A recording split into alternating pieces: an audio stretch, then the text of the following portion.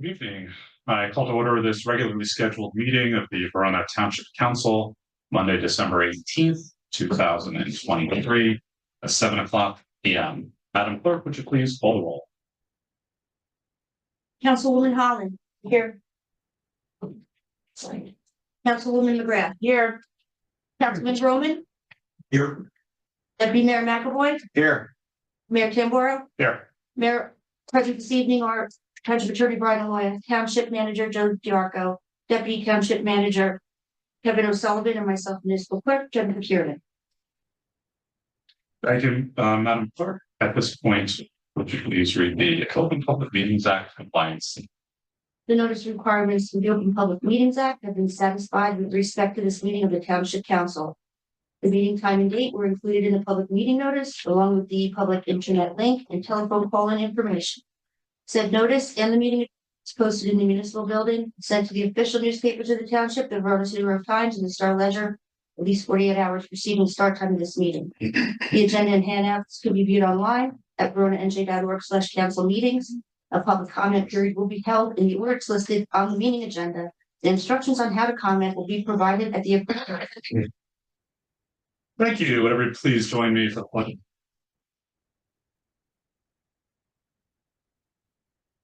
Pledge allegiance to the flag of the United States of America, and to the republic which stands one nation under God, indivisible, with liberty and justice for all.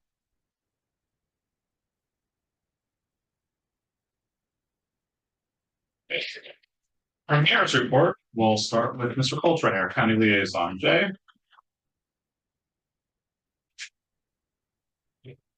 Good evening, and I won't disturb the presentation that's in front of me. Happy holidays to everyone, and don't worry about it.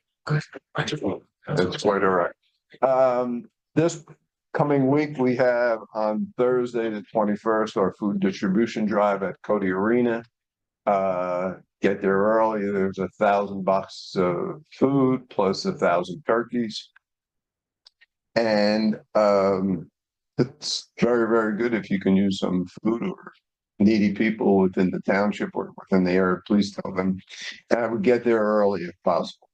On the same day, we are having Kip's Castle open, which is Thursday, the 21st, from 12 p.m. to 4 p.m. and it's open to the public. Please come out and join us. The castle on the first floor is decorated and very, very nice. On the December 21st and the 22nd, we have story time at the zoo at 6 p.m. On Saturday, the 23rd, we have it at 2, 3, and 4 p.m. and that's at the zoo also. Holiday lights are open from now until the end of the year. The only 2 days we're closed is the 24th and the 25th. And coming in January 11th, 18th, 25th, February 1st, 8th, 15th, and 22nd is our deer management program at the Hilltop here in combination Verona Cedar Grove. Makeup date will be the 29th, but we are also doing it at the reservation on other dates. If you're looking for additional information, the number is 6973-621-4400. And I will not take up any other time. Thanks, Coltrane. Does anybody have any questions for our county liaison? Good night. Is it South Mountain Reservation? South Mountain Reservation, yes. Okay, thanks. Thank you. Have a great holiday. There's some seats right up in the front, folks. Right. Come on in.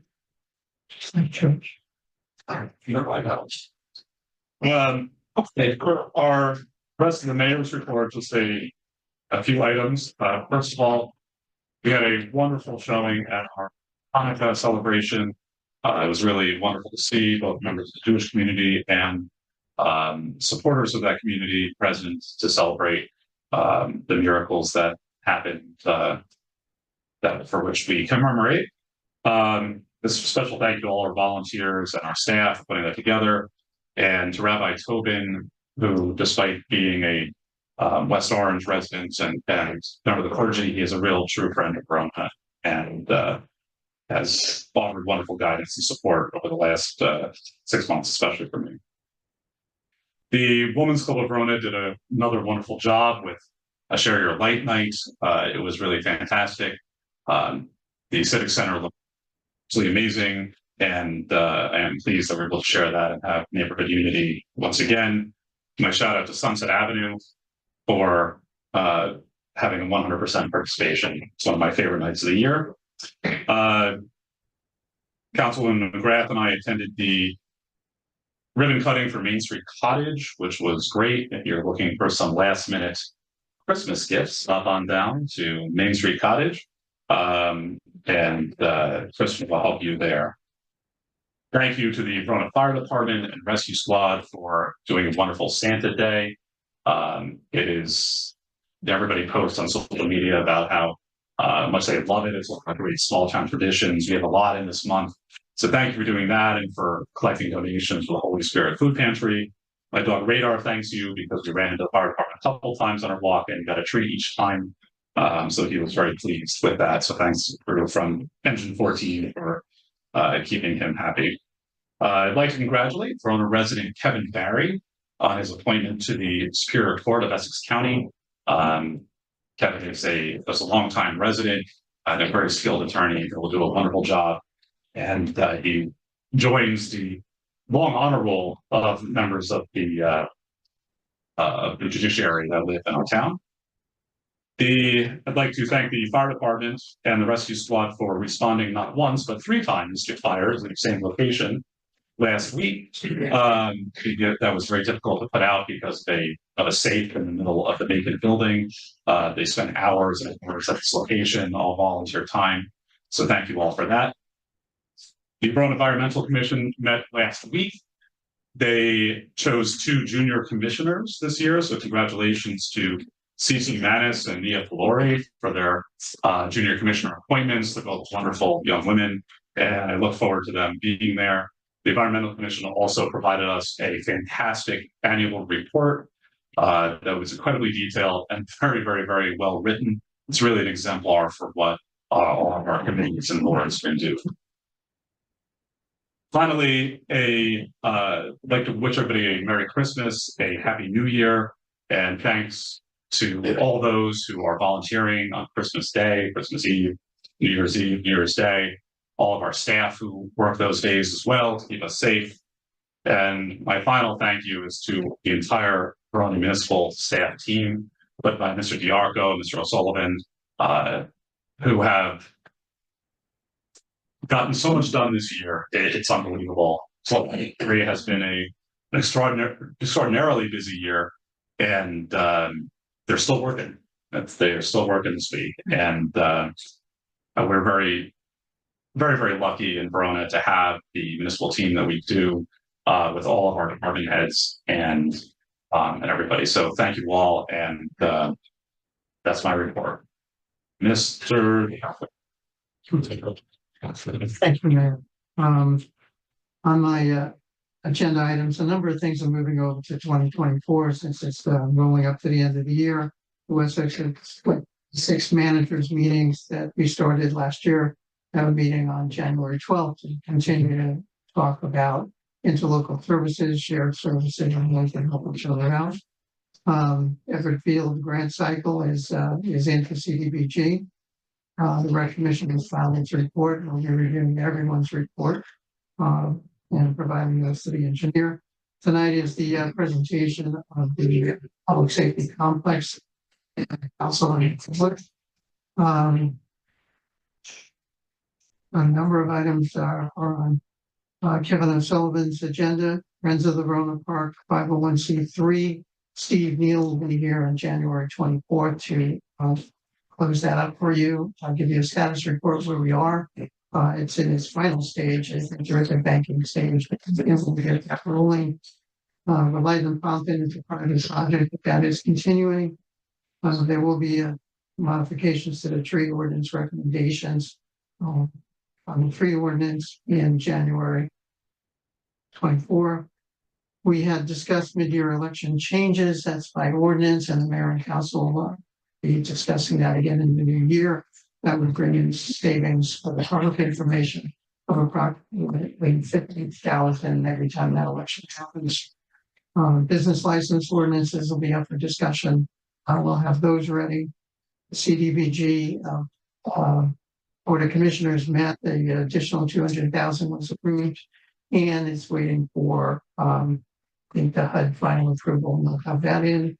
The applications for the iBank on the wells are still in process, and we have our rules for permits on the tech and rehabs, which will be in process next year. And with that, I'll turn it over to the Deputy Township Manager. Mr. O'Sullivan. When I go to Cody, I think I'm still audio. Okay. We'll just make sure that members of the public are kind enough to tell us when we can't hear you. Can you make sure your mic is? It is. The one on the side over here? No.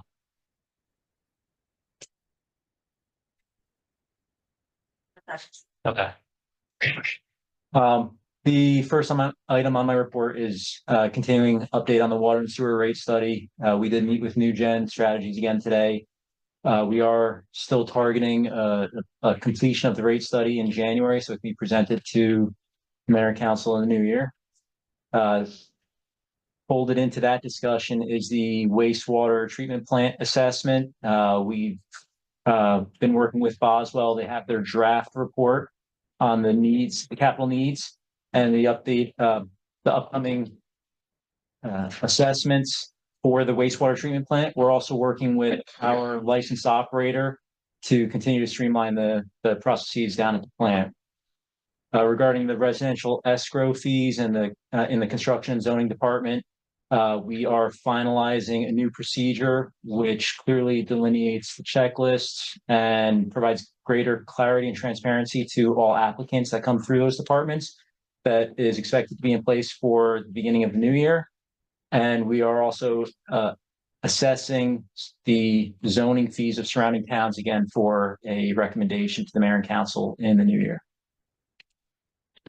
Regarding the well projects, we did receive bids for the Lynn Drive project, the well rehabilitation project on December 8th. There were 6 bidders. They were ranging from 1.71 million to 2.92 million for the repairs and upgrades to the Lynn Drive well. Those are currently being reviewed, and documents are being submitted to the iBank with an anticipated award project in January of 2024. As for the Fairview Avenue project, we are currently awaiting an authorization to advertise from the iBank. As soon as we receive that authorization from them, we will put that project out to bid as well. And the numbers that we're receiving for the Lynn Drive project will be the actual numbers submitted into our rate study mentioned earlier. As for the stormwater items, we are going through a final version of the stormwater control ordinance. We anticipate that the final version will be up for discussion under new business for the mayor and council in January. There's an adoption date required by the state of July 17th, and we are well ahead of schedule to meet that date. We are also working with the township engineer to update all the other necessary stormwater documents and planning documents associated with stormwater, pollution prevention plan, the stormwater management plan, stormwater mapping, a number of other elements. We also have a meeting scheduled with DP's Office of Climate Resiliency in January. We'll be discussing the topic of resiliency as it relates to the Township of Verona and stormwater impacts in Verona.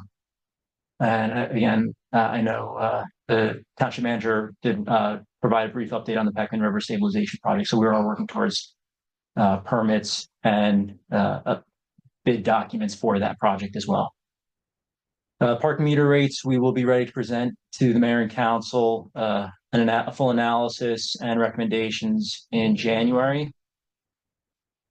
Shifting to discussion on energy supply, we did investigate the potential for reverse live auction of our electric supply to municipal accounts.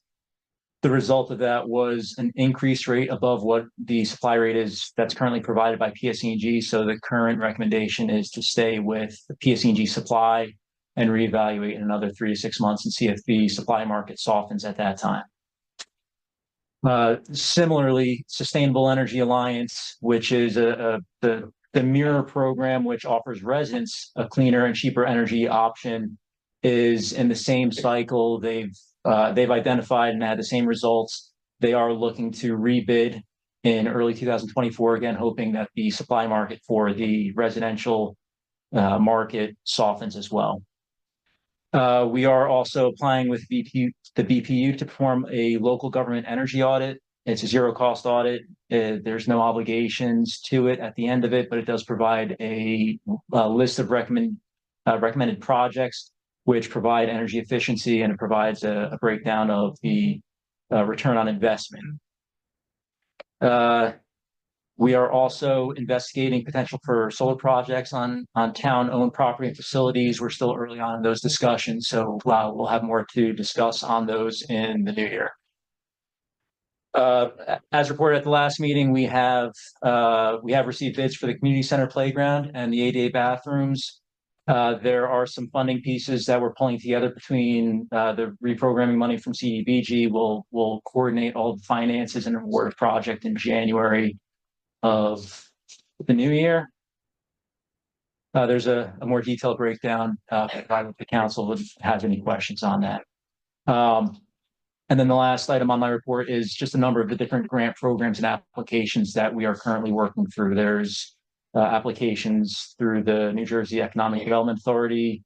There's 2 applications for CDBG that we are currently working through and are advertised for public hearing tonight. And there's American Rescue Plan Firefighters Assistance application. And we're working on the local recreation improvement grant, which is intended to fund some recreation needs for pickleball and tennis. And that concludes my report. Thank you, Mr. O'Sullivan. Does anybody have any questions, Mr. O'Sullivan or Mr. Diop?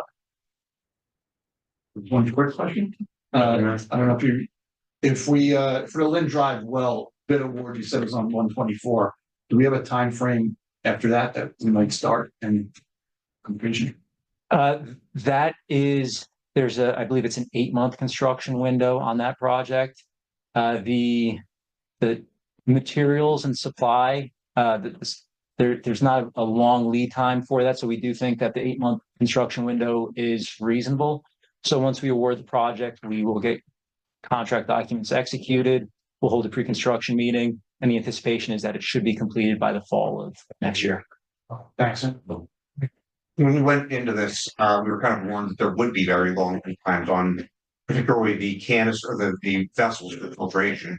Has that gone away? Has that been So I think the benefit of New Jersey pushing out PFAS standards ahead of the rest of the country is that New Jersey is really hitting the market before a lot of other states are. So at this time, the lead time on the media and the filtration materials is not what was a risk or a concern a year ago. The suppliers for those components of the project are telling us that it's approximately a 3-month lead time, which fits right into the construction schedule. All of the preliminary construction can proceed on schedule, and then that's really the last component of construction. So it should time up nicely.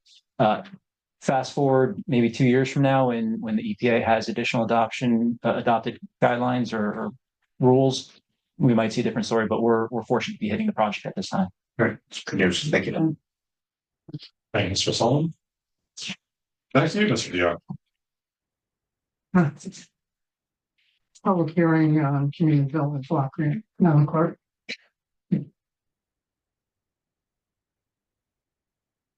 Did you go, call, you want to do the next one? It has to be.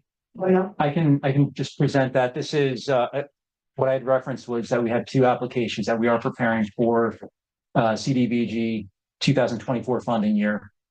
The first application is an application that is a result of the MIAC report, which had recommendations for ADA accessibility at the Verona Community Center, making the doors more ADA accessible.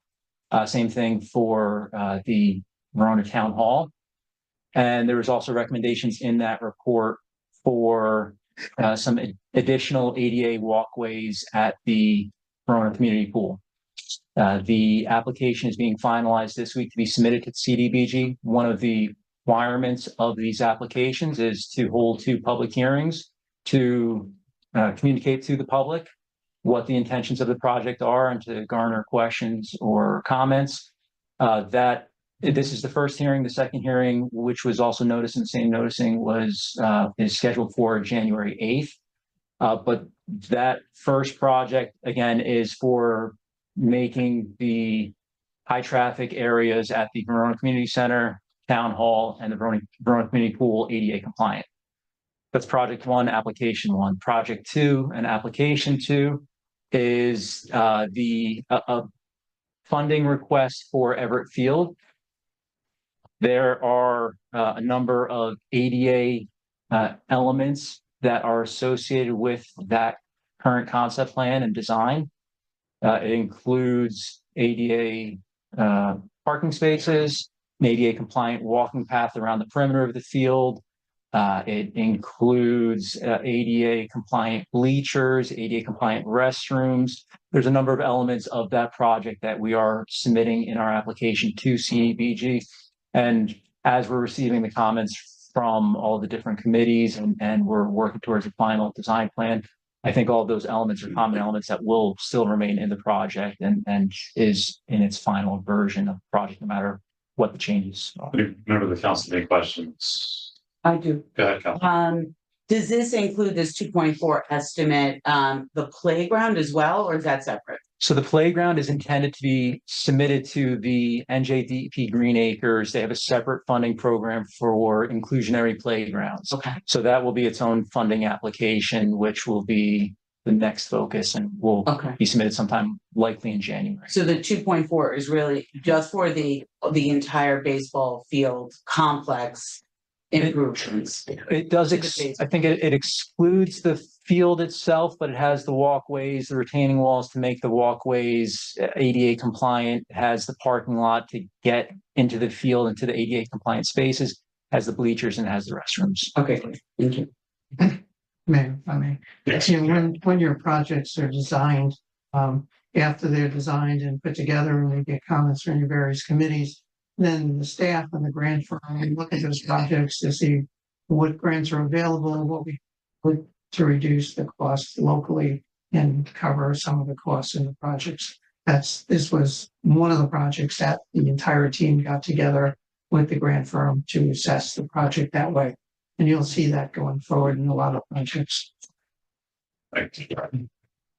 Procedurally, we need to open for public comment. Yeah. We don't need to move this because it's in the consent agenda. We just need to open public comment. Madam Clerk, would you please read the public participation statement? And then I had the sign-in sheet. Anybody? Yeah, let them all sign in, will look great. I know. This is, people are very interested in our CDBG applications. Anyone from the public wishing to speak on the 2024 community block development grant, community development block grant application, please come to the lectern. If you're attending via Zoom, you may raise your hand by pressing the raise hand button on your monitor. If you're dialing in by phone, you may press *9. Once you're recognized, clearly state your name and township of residence for the record. You're not required to provide your street address. If you do, please note that these meetings will be posted on the township's YouTube channel and addresses will not be redacted for any purpose. You'll have 4 minutes to address the council, and there'll be no cross dialogue at that time after everyone wishing to speak has been heard. The council may address your comments and or questions. Thank It's you, open. Madam Clerk. Anybody in the room like to comment on this item only? Mr. Tempesta, thoughts? Anybody at home? All right, I'm going to close public comment. Thank you, Mr. O'Sullivan, Mr. Giarco. We will have a resolution regarding the submission and the consent agenda. Mr. Darko, we are back to you once again. Great. Public safety building presentation by Frank Basilio of Solutions Architecture. As a prelude for the public information, the council is aware that the project of police headquarters was on my agenda probably in the first week I came here with the search from the mayor and council. The free property. That search went on in town for approximately 8 or 9 months. And there was no property that was suitable for a structure, even looking at a piece on the Board of Ed. And that was not approved also by the Board of Ed. And the council indicated that I should look for property we could buy. The property was restricted from the downtown business and the rateables, putting a non-taxable building within your downtown was not something that the council would like to see. And as fate would have it, two pieces of property that were adjacent to each other came up for sale on Compton. I met with the public safety teams of police, fire, rescue to discuss the availability of that property and placing public safety complex there. And we wanted to placing all 3 buildings rather than here focusing on a building, because all 3 had demands that needed to be met that were somewhat outdated, and there's a number of issues with all your buildings. Frank Basilio, part of that history and presentation of the entire design complex that your construction building teams of police, fire, and rescue were all involved in the development of this plan with the architect. There were revisions as of yesterday, Sunday. So this week between the rain and Frank, it's been a 7-day week. Thank you. And before we jump into Mr. Messinio, I just want to go over procedure for how we're going to do this. We're going to have Mr. Messinio present without any interruptions. At that point, I will open it up to the council. We'll start with Councilwoman Hollins, Councilman McGrath, Councilman Roman. Just try to ask as many questions together so we're not going back and forth. And I guess we'll end with me. If any of the chief officers who were here from the organizations would like to make a brief statement after Mr. Messinio goes, we can certainly do that.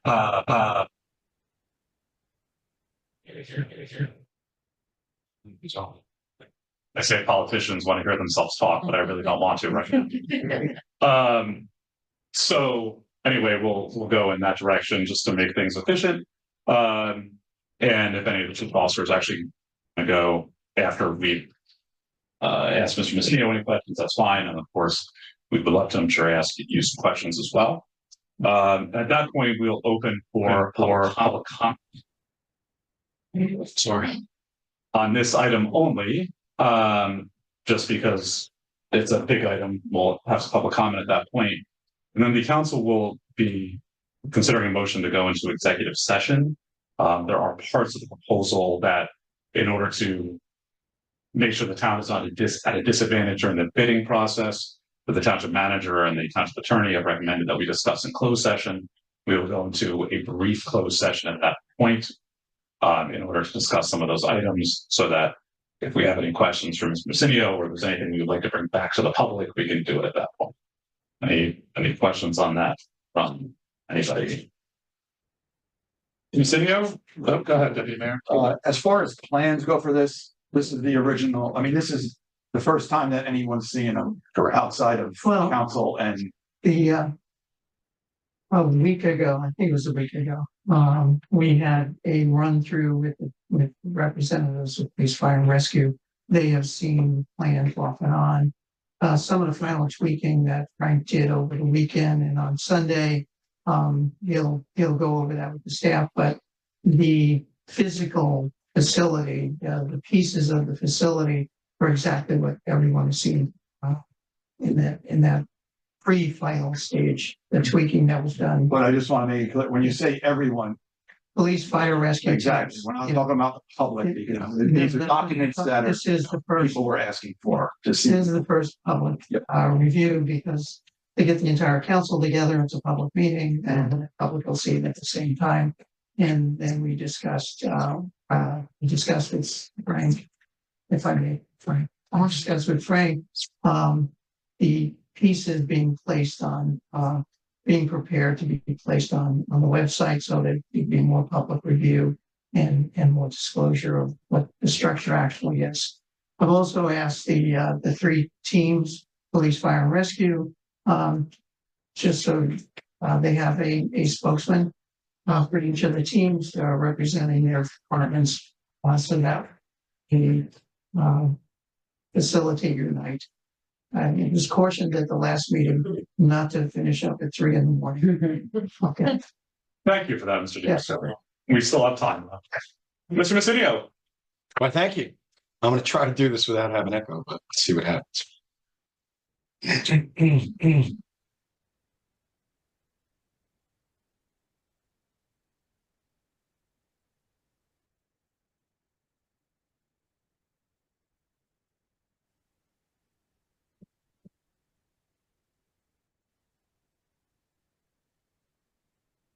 Do what I'm sharing. Do what I'm sharing. You are. It's up. This is muted. This is muted. Next. No,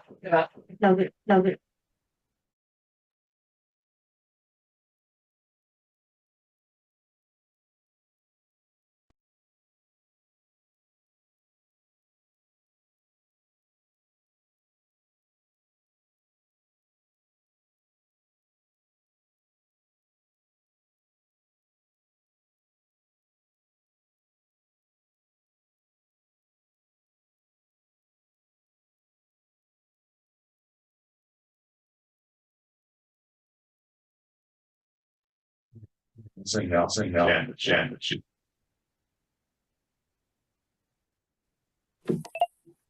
Can you hear me now? Can you hear?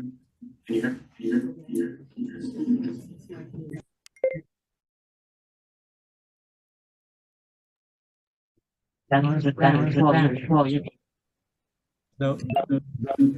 Keep that. There should be no echo now. There is. It's.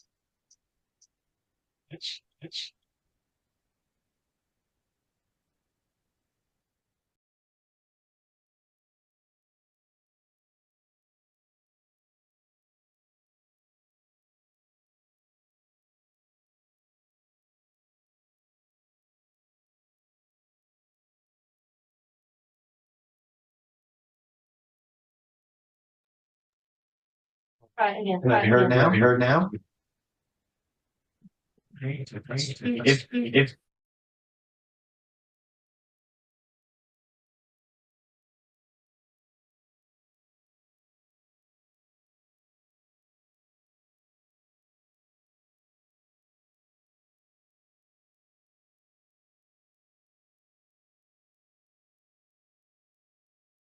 so, you guys. Can anybody hear me? All right, Mr. Toronto, can you hear? Hello? She's yes. Okay. There we go. Okay. Thank you very much. Thank you, Mr. Toronto, for your help on that. And All right, Mr. Mayor, Mr. Council. Congratulations. Good evening. Happy holiday season to you. My name is Frank Messinio. I am the principal and founder of Solutions Architecture. We have had the pleasure of residing in Verona, our company, since 2016, and we've had a very good relationship with the township since 2016, working on a variety of projects. I want to go through this project and talk a little bit about what we're proposing for the project and talk about the process and how we got here. This has transpired over the past 6 months.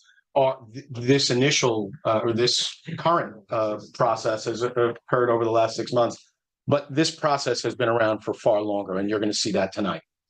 So the Township of Verona would be requesting that action be taken to resolve long outstanding facilities issues affecting police, fire, and rescue squad. Over the years, several alternative and individual plans have been evaluated for each of the departments, but yet little has been brought to fruition.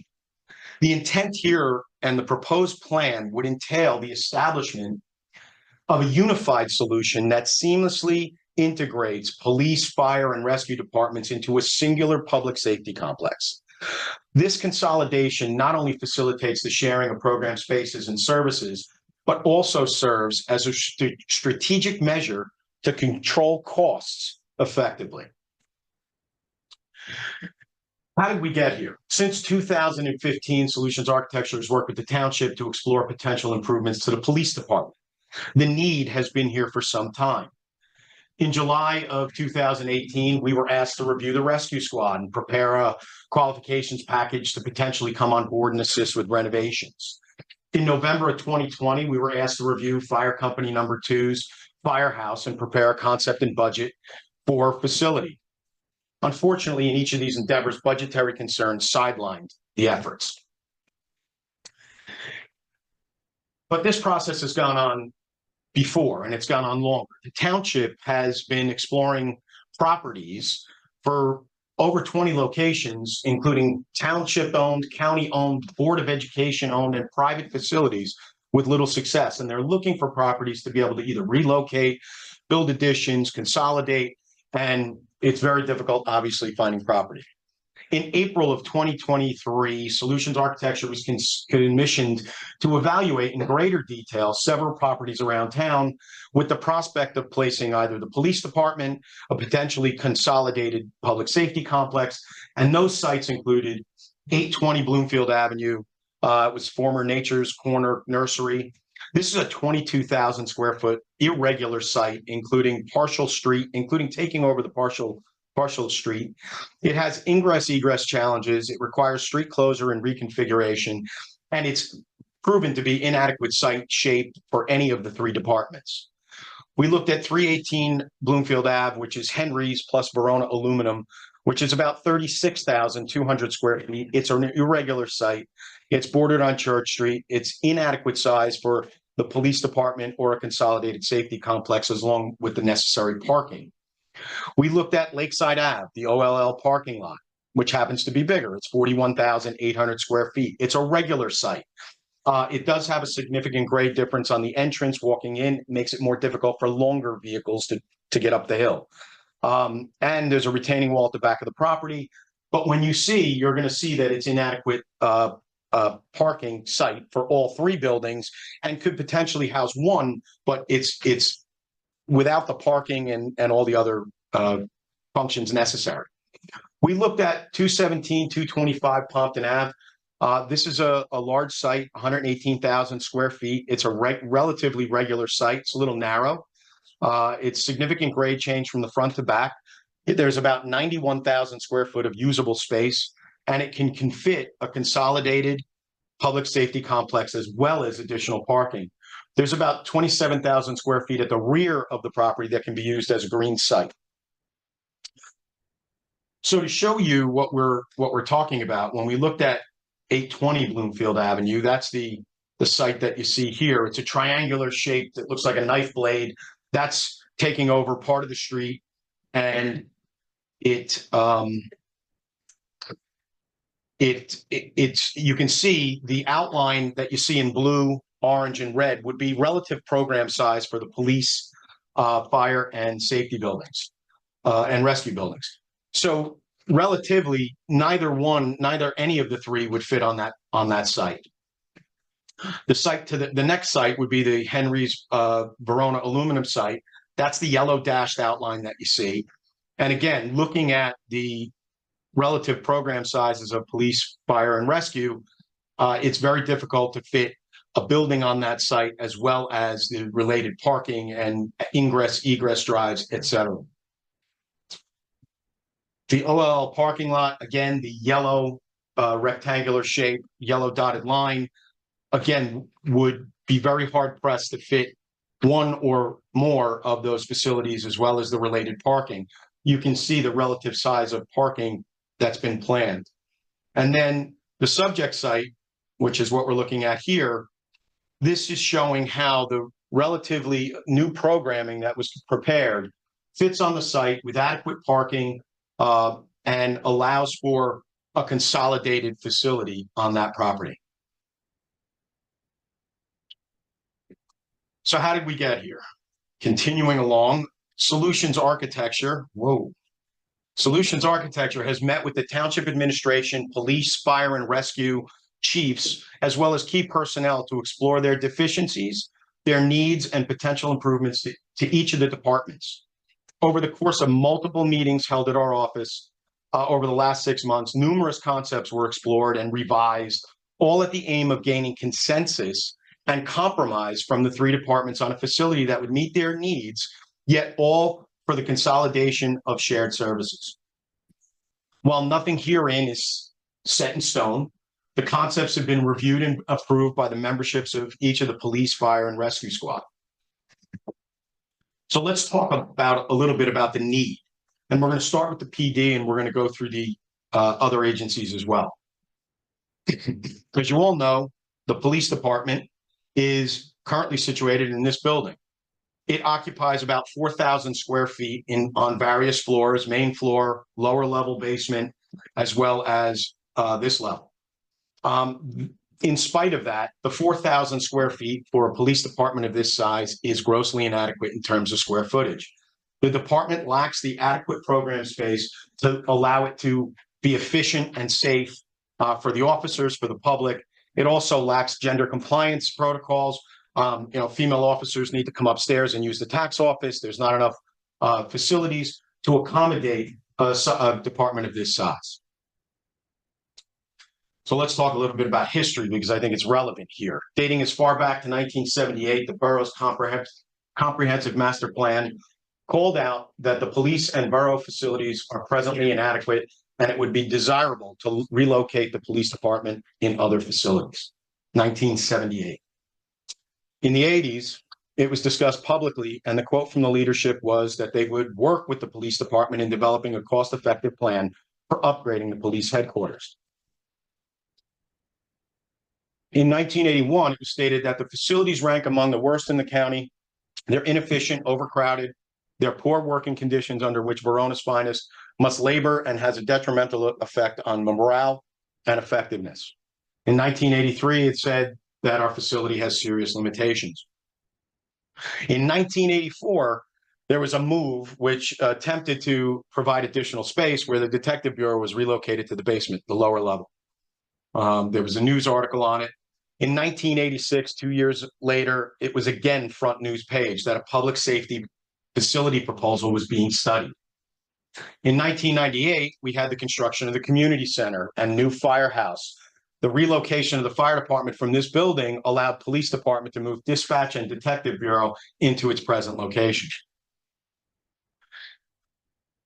Present day, for the past 5 years, there have been multiple efforts to explore potential improvements to the department, including renovations to the locker room at the lower level, additions and renovations to this building, acquisition, adaptation of an existing non-law enforcement building, as well as new construction.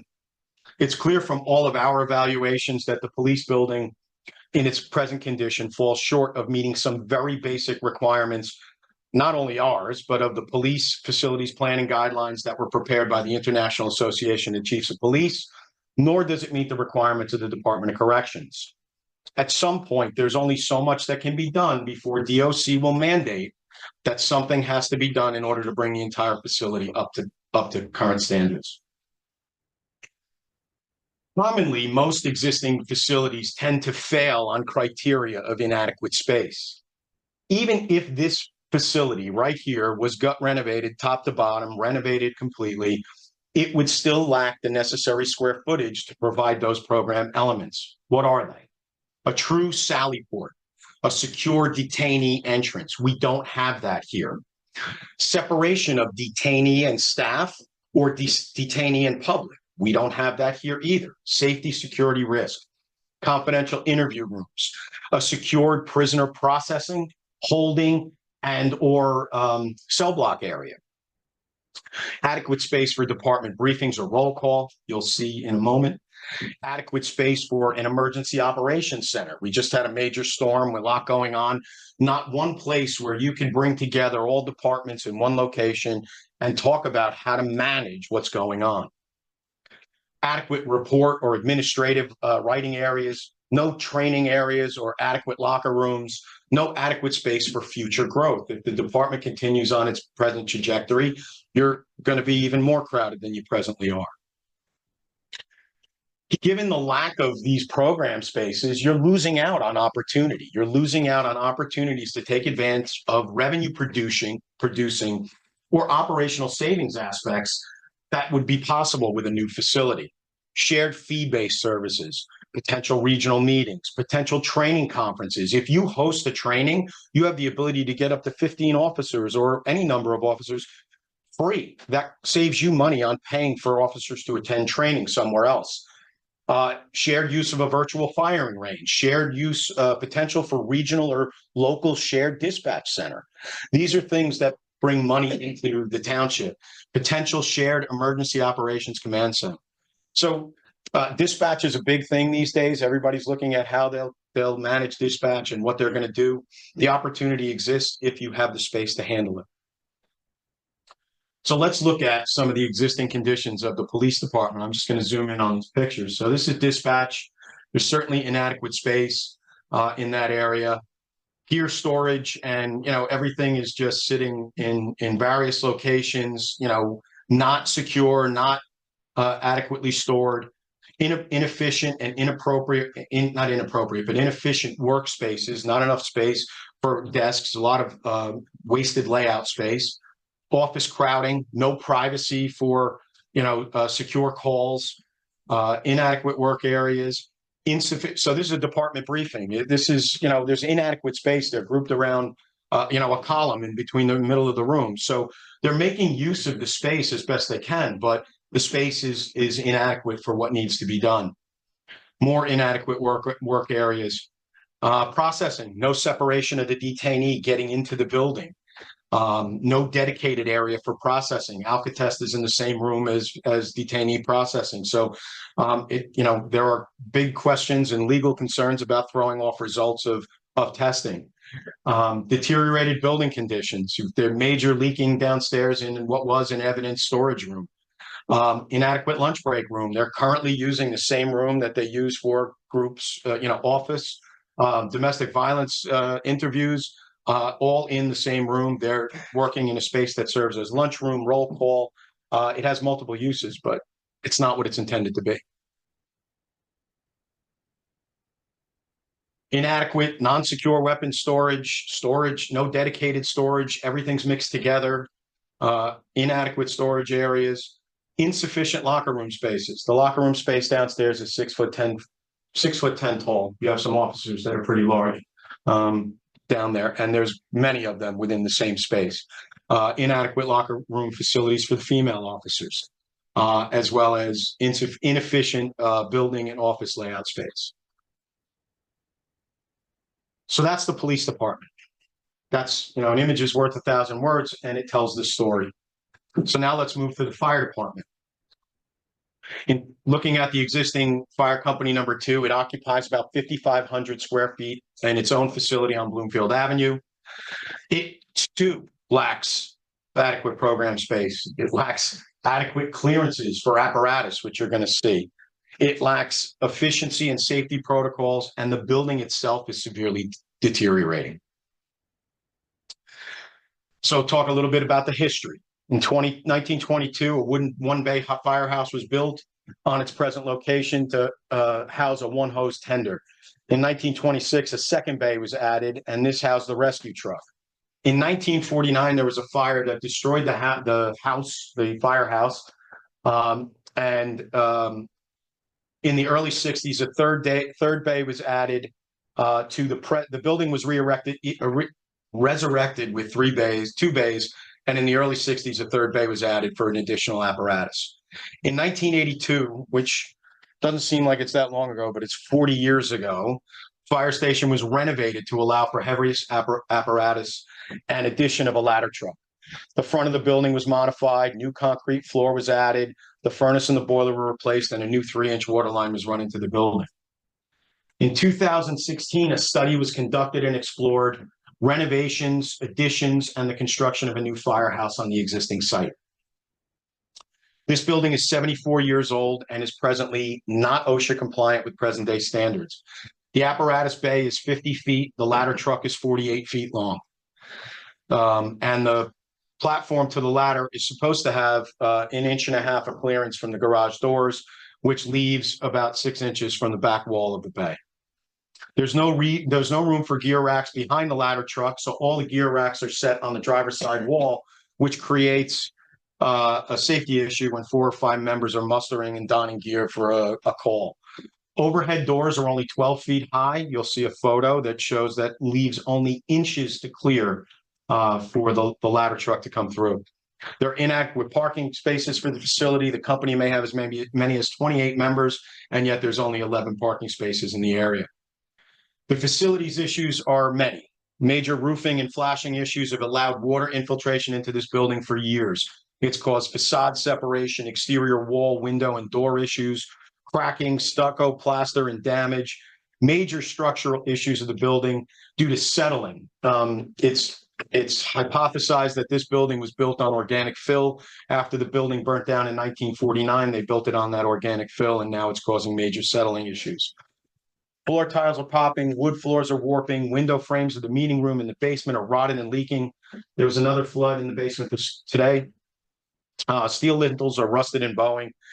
In August of 2017, a break in the sewer line flooded the basement. 2 sump pumps were added, yet they are unable to handle heavy rainstorms like we had today.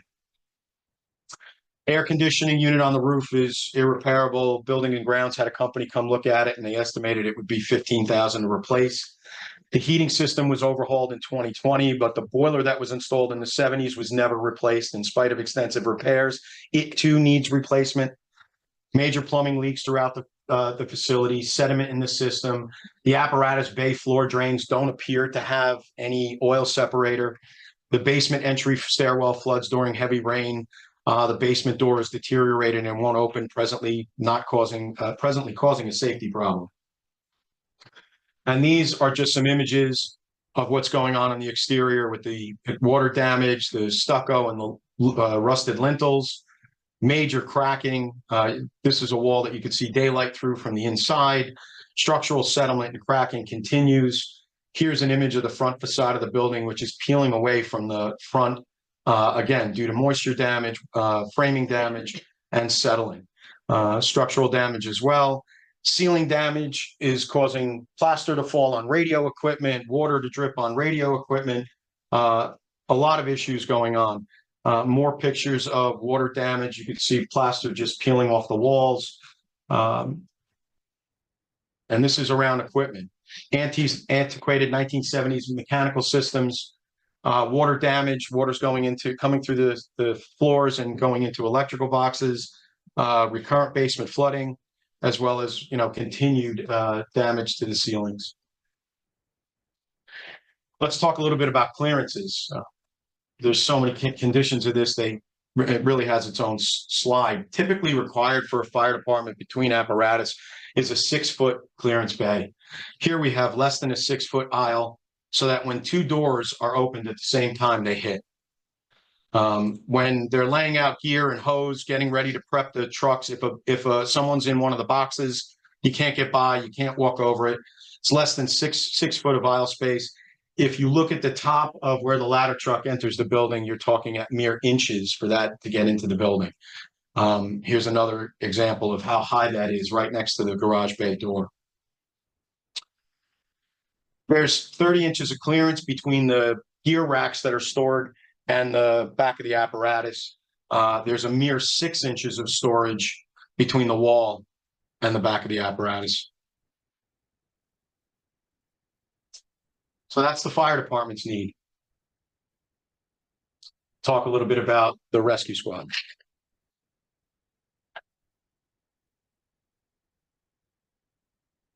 So the rescue squad occupies about 4,600 square feet on its own facility on Church Street. Again, this building too lacks adequate program space, square footage for adequate program space. It lacks the adequate clearance for its apparatus and lacks adequate efficiency and safety protocols. And this building is also deteriorating rapidly. In 1927, the Verona Rescue Squad was formed and is currently the oldest 24-hour, 100% volunteer EMS squad in New Jersey. The current building was a 1920s carriage house that was converted for the squad. It underwent upgrades in 1942 and again in 1980. Little has been done since. Again, 1980 is 40 years ago. On average, 20 to 30% of the donations received fund the maintenance and utilities for the building. This is 100% managed by the volunteer team. In 2019, the rescue squad commissioned an evaluation of the existing facility conditions to determine what current deficiencies existed and evaluate the facility's ability to handle future growth.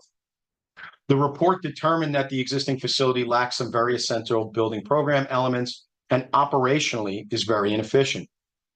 The report suggested that proper planning concepts would result in a safer, more efficient facility capable of faster turnout, which is critical for life-saving operations. The report highlighted that if the existing facility were renovated, it would still lack the necessary program spaces. Again, similarly to the others, commonly existing facilities fail on the criteria of adequate space. What are we talking about? Main entrance, public access, ADA compliance, additional future apparatus bays to take care of unsafe clearances, adequate space for a training room, adequate kitchen space, adequate office space, watch space, reporting space. There's currently no decontamination space in the room. So if there's an incident where there's blood or fluids, they have to go home and shower at home. No eye wash capabilities. There's inadequate oxygen storage facilities. They're stored in a cabinet in the facility. No locker rooms, bunk rooms, or private space for calls. Calls are done in an open main room, which, could, divulge sensitive information and violate HIPAA laws. Maintenance or workspace doesn't exist. Inadequate parking for members, and again, deteriorated infrastructure from power, lighting to plumbing throughout the facility. Here's a picture of that main space where communications are done in that open area. Inadequate work areas, poor mechanical equipment, inadequate kitchen for a squad of this size, makeshift storage in an attic. You have to climb over ductwork in order to, find what you're looking for. Inadequate storage racks. There's 2 small unisex toilet facilities in the building, and they're inadequate to handle the number of occupants in the building. Doesn't meet present plumbing code. Inadequate storage. These are supply storage. There's a drafty door nearby. There's moisture. It's just inadequate for what needs to be done in the space. Poor storage throughout the facility. Again, communications for calls in an open work area. Inadequate work or storage space. Poor tank storage. These are storage areas within the garage itself. These are clearance issues. So we have an apparatus and there's clearance issues right next to it. These are 2 units this is a unit next to the sidewall. Getting into the boxes along the side of the units is very difficult. Walking by, moving by, when people are mustering for a call, it's very difficult based on the clearances that are in the current space. There's the communications panel. That's where the calls are coming in, and we're sitting in an open room. Here's our oxygen tank storage right in the middle of the space. Inadequate locker facilities. These are 12 by 12 lockers. They're not good for anything, especially for people that are staying overnight. Antiquated communications equipment and for a facility like this, there's storage again. Here's a rear door flooding, older generator in place, inadequate storage, and inefficient bay clearances. So as we look at the 3 facilities and we see the fact that at one point they were great. They were working fine. There was enough people. They were small enough to handle the community, handle what's going on. The facilities have grown. The number of staff have increased, And these buildings have continued to deteriorate, and they do not serve the purpose they were intended to serve. So all of the meetings that took place between the administration, the police department, were to look at how could we evaluate the program spaces, what's needed, what's missing, those spaces that I'm identified as missing, how could those be put together, whether separately or together, but how could we do it and what would be the best way to handle it? So we started to look at public safety complex priorities. And there were three basic priorities. One was adequate program square footage, accommodate all program needs for each of the departments, provide previously unavailable program space, stuff that's not there now, bring each facility up to current standards for each department, and create safe, efficient spaces for staff, administration, and the public who are visiting those facilities. The second component was increased efficiency and performance. Bringing the facility up to current standards would facilitate greater efficiency. It would facilitate increased efficiency and turnaround time for calls and responses. And it would create operational adjacencies between the department that would improve performance. If a facility is laid out efficiently, as opposed to having to go up 3 floors, down 3 floors, find this, you can increase productivity within the space. And then the third component was, if we were to do this and we were to build 3 separate facilities, how does that compare to building one overall facility? Shared program spaces and operational cost savings was another driving force in looking at how this would best work. Capitalizing on a singular facility to allow for those shared spaces, eliminate redundancies as possible, provide unified services that accommodate all the departments, and allow common areas for necessary collaboration between the departments. So a meeting was recently held based on the designs that we looked at. One of the things that's going to take a while for any facility like this, especially a police building, is review with Department of Corrections. We've had great experience in the past reviewing our projects with the Department of Corrections before we get to a submission phase. They look at the designs, they look at what's going on, and they give us advice to move forward in a productive manner prior to making a formal submission. The meeting was held at the Department of Corrections 2 weeks ago to review the PD design layout. And there was a question asked in the room of the Department of Corrections individuals, and that was asked by the chief and some of his officers. And that was, what facilities in our state are the ones that we should look at to emulate? What are the ones that we want to, are state of the art that we can look at? And they mentioned 3 facilities. They mentioned the Camden County Police Facility, the Rutgers Police Facility, and the Homedale Police Facility. And that was prior to us presenting what we had planned.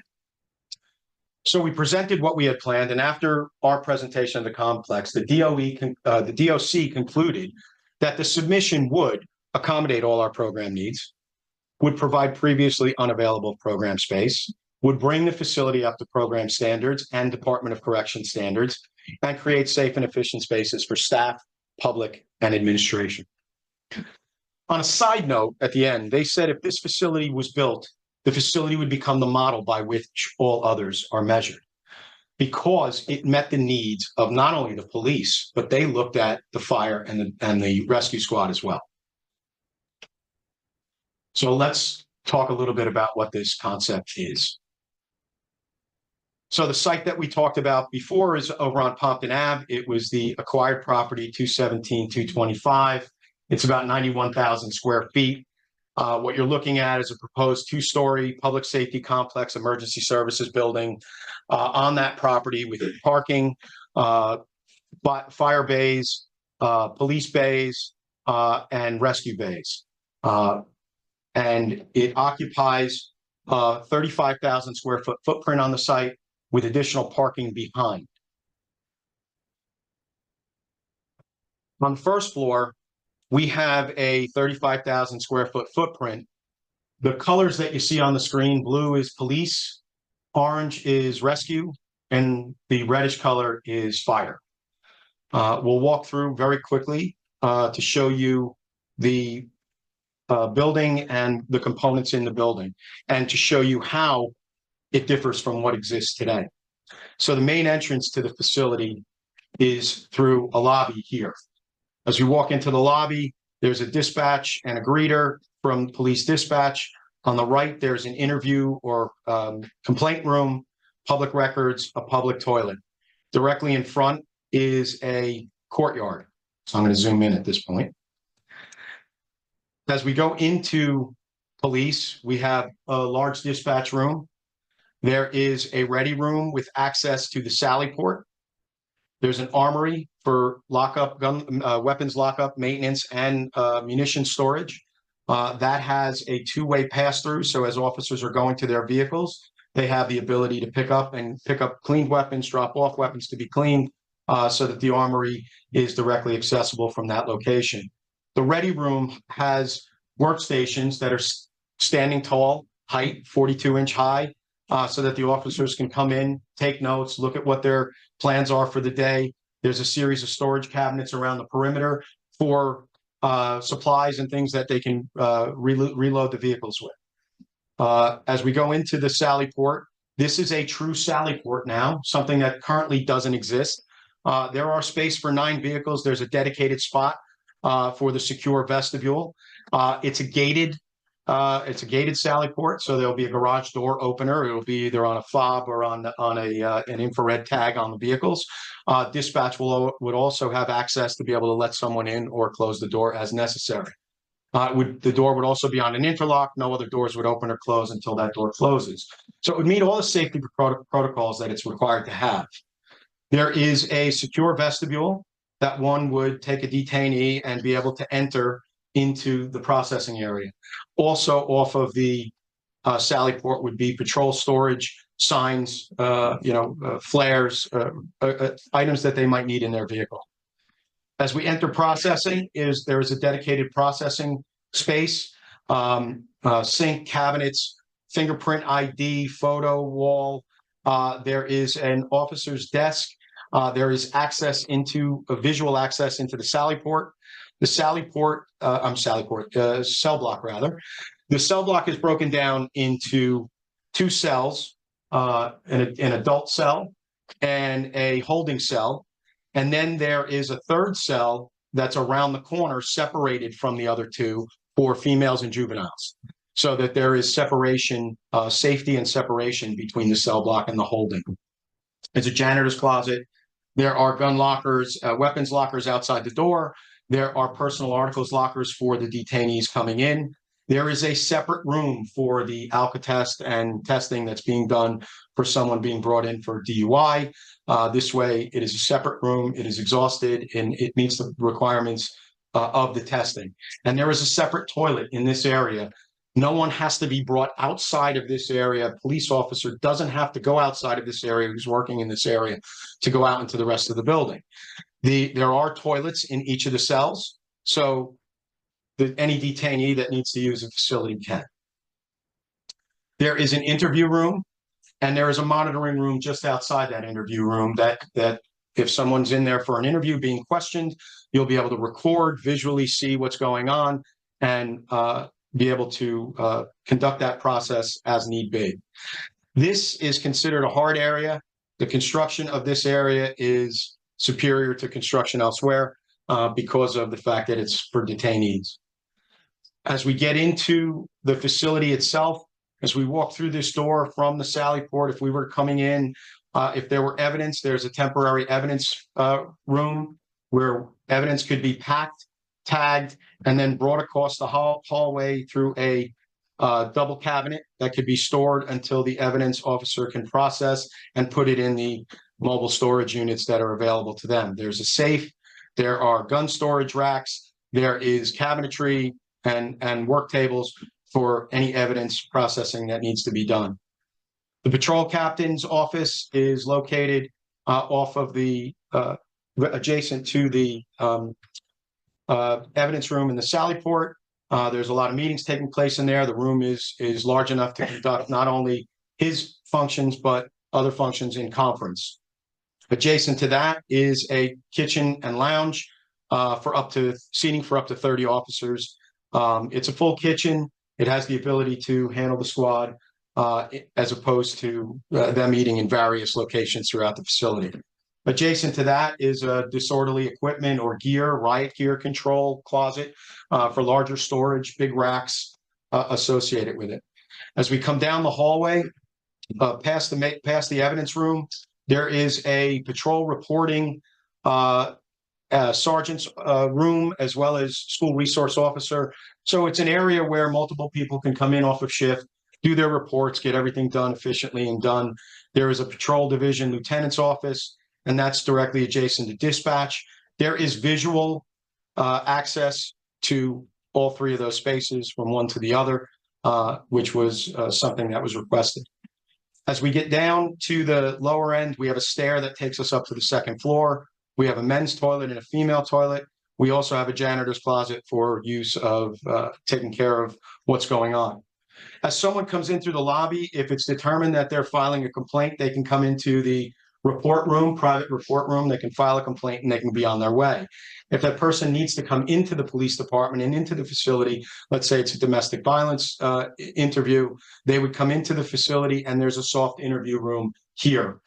Off of the soft interview room is a guest waiting room. So if they were to come in with two small children or a small child, the children can be put in a private room, watch TV, do things while the interview is being taken. So it accommodates the simplest of needs in separation. Public records, again, is off the main lobby. If someone were to come in and want to pay a parking fine or something, they can go to the records room and get into the building and pay their fine and be on their way. If one needed to enter the building, they would be entered through either code access, someone would come get them, and they would enter into the building. There is an open courtyard, an accessible courtyard that can be used by anyone in the facility. It's a shared space, and it is open to the exterior. It's open to outside through the roof.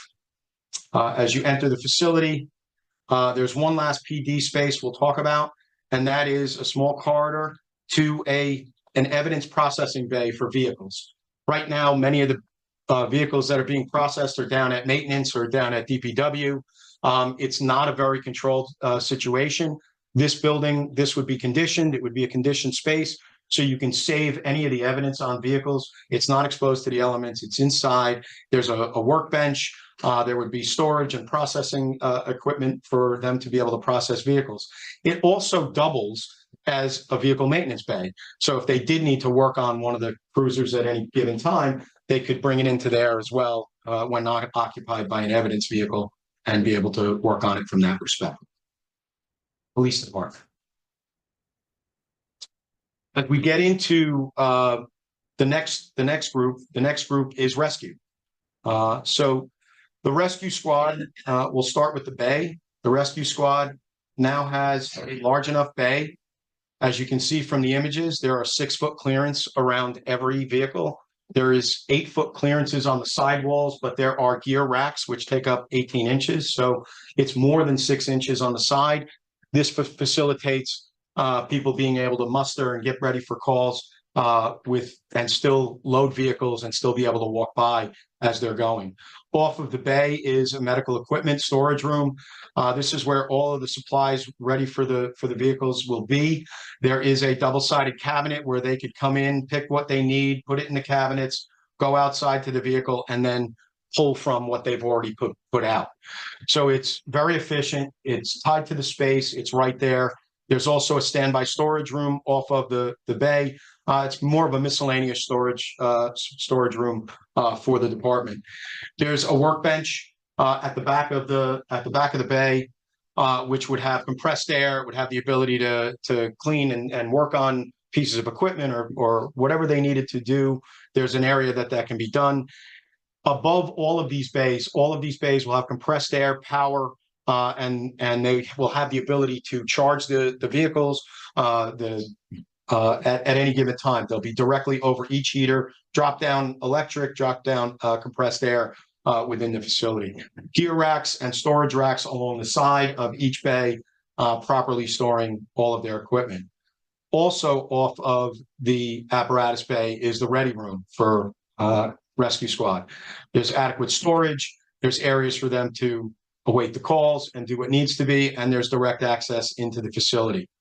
At the top of there's 2 bunk rooms, independent bunk rooms. One can be used for 2 people. They could be used for single person, but they are independent bunk rooms. There is an elevator that takes you to the second floor and a common toilet off of here. And then adjacent to that is the office for the rescue squad, where they will be able to take calls, do what they need to do within an office environment. There's uniform storage off of the office.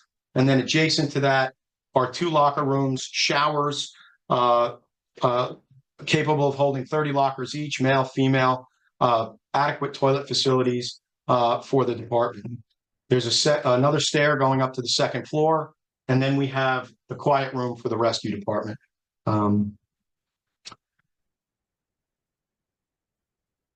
So that's the rescue department. Adjacent to the rescue squad and in between the adjacent and rescue squad and fire department is a shared decontamination room. The decontamination room has adequate showers, eye wash, washing machines to be able to wash their gear, their equipment, as well as a sink and cabinets for the storage of cleaning supplies and implementations that they may need. There's an ice room with an ice machine off of the backside of that room. There's a mechanical room directly across the hallway, and then we get into fire. Fire department has 2 locker rooms across the hallway, male, female, 6 lockers for the females, 20 lockers for the men, adequate toilet and sink facilities and shower facilities for both. Across the hallway, as we enter the bay, we enter through a storage room with a compressor. That compressor is shared amongst all 3 departments. There will be an eye wash and a slop sink along with work tables in the back. There is a work area and a secondary storage room for O2 cylinders, local O2 cylinders, and hose racks. There's a workbench also in the back of the fire area. And then this garage bay will house the 4 vehicles for the department, capable of housing another vehicle for future growth. And with adequate clearances between each of the apparatus. 6-foot minimum in between, 8 foot on the sides, along with their gear storage racks that are up off the ground. Everything's very, very efficient. If we turn the corner, there is a large fire storage room. Could be dedicated to storage, could be dedicated to mechanical at some point. There is mechanical adjacent to that. And then you'll see in green, there is a shared oxygen storage room. This room is located off of a receiving area in the back of the building. It's located such so that the police department, EMS, and fire can safely store their equipment in an XP room. An XP room is an explosion-proof room. So therefore, storing volatile oxygen tanks, the room is protected and has blowout panels, so it would be able to survive and not take the rest of the building with it. So it's off of a receiving area located in the back. And then there's another small police department patrol storage for signs, street signs, things like that they need, or cones and things like that they need to store, can be pulled off of there. Alongside the mechanical space, there is an office, a quiet room, and a ready room for the fire department located on this side of the facility. There were discussions throughout our design time as to which department would go where. Every department weighed in. There were questions as to what should happen. And this is the ultimate arrangement that everyone agreed upon. Off the back of the building, there is parking, and off the front of the building, there are clearances for the engine vehicles to get through and get out. And then as we go up to the 2nd floor, so again, just to recap, there is 34,000 square foot of space on this footprint. The police occupy 13,000 of it. 13,300. The fire occupies 7,500. The rescue occupies 8,400. There is 1,520 square foot of shared space and 4,000 square foot of common area on that 1st floor. As we get to the 2nd floor, you can see that there is a significant amount of shared space on the 2nd floor. These are spaces that would need to be redundant if these facilities were separate. These are spaces that can be occupied by all 3 departments and gain a greater economy of scale. As we come up to the 2nd floor, either through the elevator or the lower stair here or the stair in the back, we can enter. We come up through the elevator, and there is the first room on our right is a virtual firing range. This firing range is computer-based. It uses the officer's weapons with a dry fire laser that gets put into a computer program, and they have the ability to train in your space. They don't have to pay to go to a range. They don't have to do things to go to a range. You can also use this space if you were need to rent out or to be able to gain, use it as a revenue generator. As we get into go through a secure door into the police space, we get to the locker room. The locker room is capable of holding 40 officers. The lockers are large enough size for all their gear and equipment. There is power in the lockers for their radios. Doesn't need to be a central area for all the radios, but there's the ability to power everything and do everything that needs to be done. There's adequate shower space for the officers. There is adequate toilet facilities for the men, adequate toilet facilities for the women, shower. There's a janitor's closet right off the front. There is also a separate washer dryer here for, again, equipment that gets soiled on the job. There's the ability to wash it right after changing and getting into new gear. There's 12 lockers for the women, 40 lockers for the men, and that is directly off of that hallway. Across from the locker rooms, there is a resiliency room. This is a space for officers to be able to go to have private conversations, and there is storage off of that. Around the corner from that is, because the PD's kitchenette is downstairs on the main level, there is a small kitchenette administrative copier area on the second floor. That is strategically placed directly across from the Emergency Operations Command Center and or conference room. So we've created an Emergency Operations Center that, when it's used for emergency operations, will be able to house and accommodate many people that from various departments to be able to strategically figure out how they're going to handle the current crisis. It will also serve as a conference room and training room in the downtime. Adjacent to that, we have the Detective Bureau, along with detective storage. There's a janitor's closet in the hallway. Our chief's office is in the corner. There's a toilet facility for the chief there. There's chief's admin, the admin captain's office. There's a general office, and then there's storage on the end.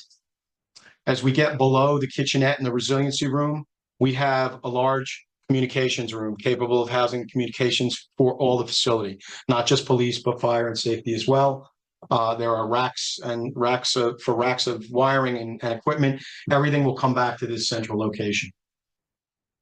Down and below, we have police records room. High density storage files allow us to fit a lot more information in smaller spaces. So we have a file room that's capable of handling what the department needs to file from a paper storage part, not an evidence storage. Evidence storage is being done downstairs. Our common stair, toilet, and janitor's closet hub remains on the second floor. That was on the first. And then there is administrative copier area in this back corner. There is also another small office on that level. There's a lactation room that's been included in this plan, along with the admin lieutenant's office, and then a video editing room. I was at a meeting a few months ago. You guys are doing an awful lot of editing of videos, redacting videos. So this space is something that's wasn't always needed, but it is now. It's been included in the plan. And then the room on the end is a close quarter training room. There's a mat in that space. There's the ability to train and have events there and have other people use that room. In the center of everything is a fitness room. Fitness room is open to all three departments. It's accessible by fire and rescue from this side. It's accessible by police from this side. Obviously, doors would be key fobbed. It is also open to the courtyard below. So great way to get natural light into a building this size, and to be able to have people do their workouts and look outside and see the sun. And it's a lot nicer than staring against the wall. And then there's a gym storage room for storing various pieces of equipment. The courtyard is open to below, as is the lobby space. The lobby looks up 2 stories as well. As we move over, as we come in off of the elevator again, there is a general gang toilet facility for men and women. There's a janitor's closet across from that. And then both of these, all 3 of these, serve what is now a training all-purpose room for the departments, all 3 departments. The training room is designed right now to have a folding partition that acts as a marker board or wall, where it could be either the full space, it could be divided into 1/3 and 2/3 and closed off so that you could have smaller functions, larger functions, or even the largest of functions. And then across from this training center is a breakout room for the rescue squad and a breakout room for the fire department, as well as secure storage for both groups. Below the training room is a cafeteria, shared space. This is fire rescue and to be used for training functions that occur. You can then occupy and be able to have training served from that space. And then directly off of the cafeteria and the training room would be a large training storage where they could store any training implements, whether they be defibrillators or resuscitating annies or any bulk type storage that needs to be done and gone into the training rooms. As mentioned before, there's a lot to be said about having a training room that can accommodate outside functions as well as internal functions, especially from a revenue generating standpoint. Then there is a secondary egress stair on the back side of the building. On the second floor, the police department occupies about 9,200 square feet. The fire department and rescue squad occupy about 500 square feet each. There is 5,800 square feet of shared space on the second floor and common areas, the corridors, the open to below, and the common public toilet rooms is about 3,700 square feet. So that's the plan. That's everything that we talked about in terms of meeting program space. The square footages that we derive come from the needs of each department. It wasn't something that we said, okay, we're going to take this and we're going to add 25%. They gave us their needs. We put together a plan. We came up with the numbers in terms of the program spaces, and that's what resulted in what you see before you. Now, what a building like this looks like our belief is that form follows function. So we've established the function of the building. It is a very efficient building. When we look at it from the standpoint of how much corridor space there is to how much functional user space, usually a grossing factor, they call that the grossing factor, is about 1.4. In this particular case, it's 1.1 or less, which means the building's very efficient. We're not paying for extra corridor space. We're not paying for closets and storage and all sorts of things. It is very efficient. Every space is being used appropriately. So let's now take a look at what we envision this building to look like. So there's a view from Pompton Avenue as to what the corner of that building would look like and what the driveway could look like. Pulling into the facility, you'll see the police department in the front. That secure garage would be located there. So officer would pull in, the door would open, they would pull in, go into their space, and then they would be able to close the garage door before entering the facility. There are EV charging stations, there are handicap charging stations, there's a degree of parking out on the surface. And then as you move towards the front of the building, the entrance is here. There's a sidewalk and there are parking spaces and handicap spaces in the front. And then as you move up the site and towards the back, you'll see more parking as we go through it. So this is again from the corner, appropriate signage would be put on the building, letting people know that this is the Verona Public Safety Complex. As we start to move around the front of the building, we start to see the entrance of what the facility could look like. We start to see, this open space, this large monument that says Verona Public Safety Complex that tells people what the building is. And then you start to see the bays as we go down. Another look at the front of the building, the flag out front, the police bay, the police evidence bay located right there. And then we start to see the rescue bays as we again move further along.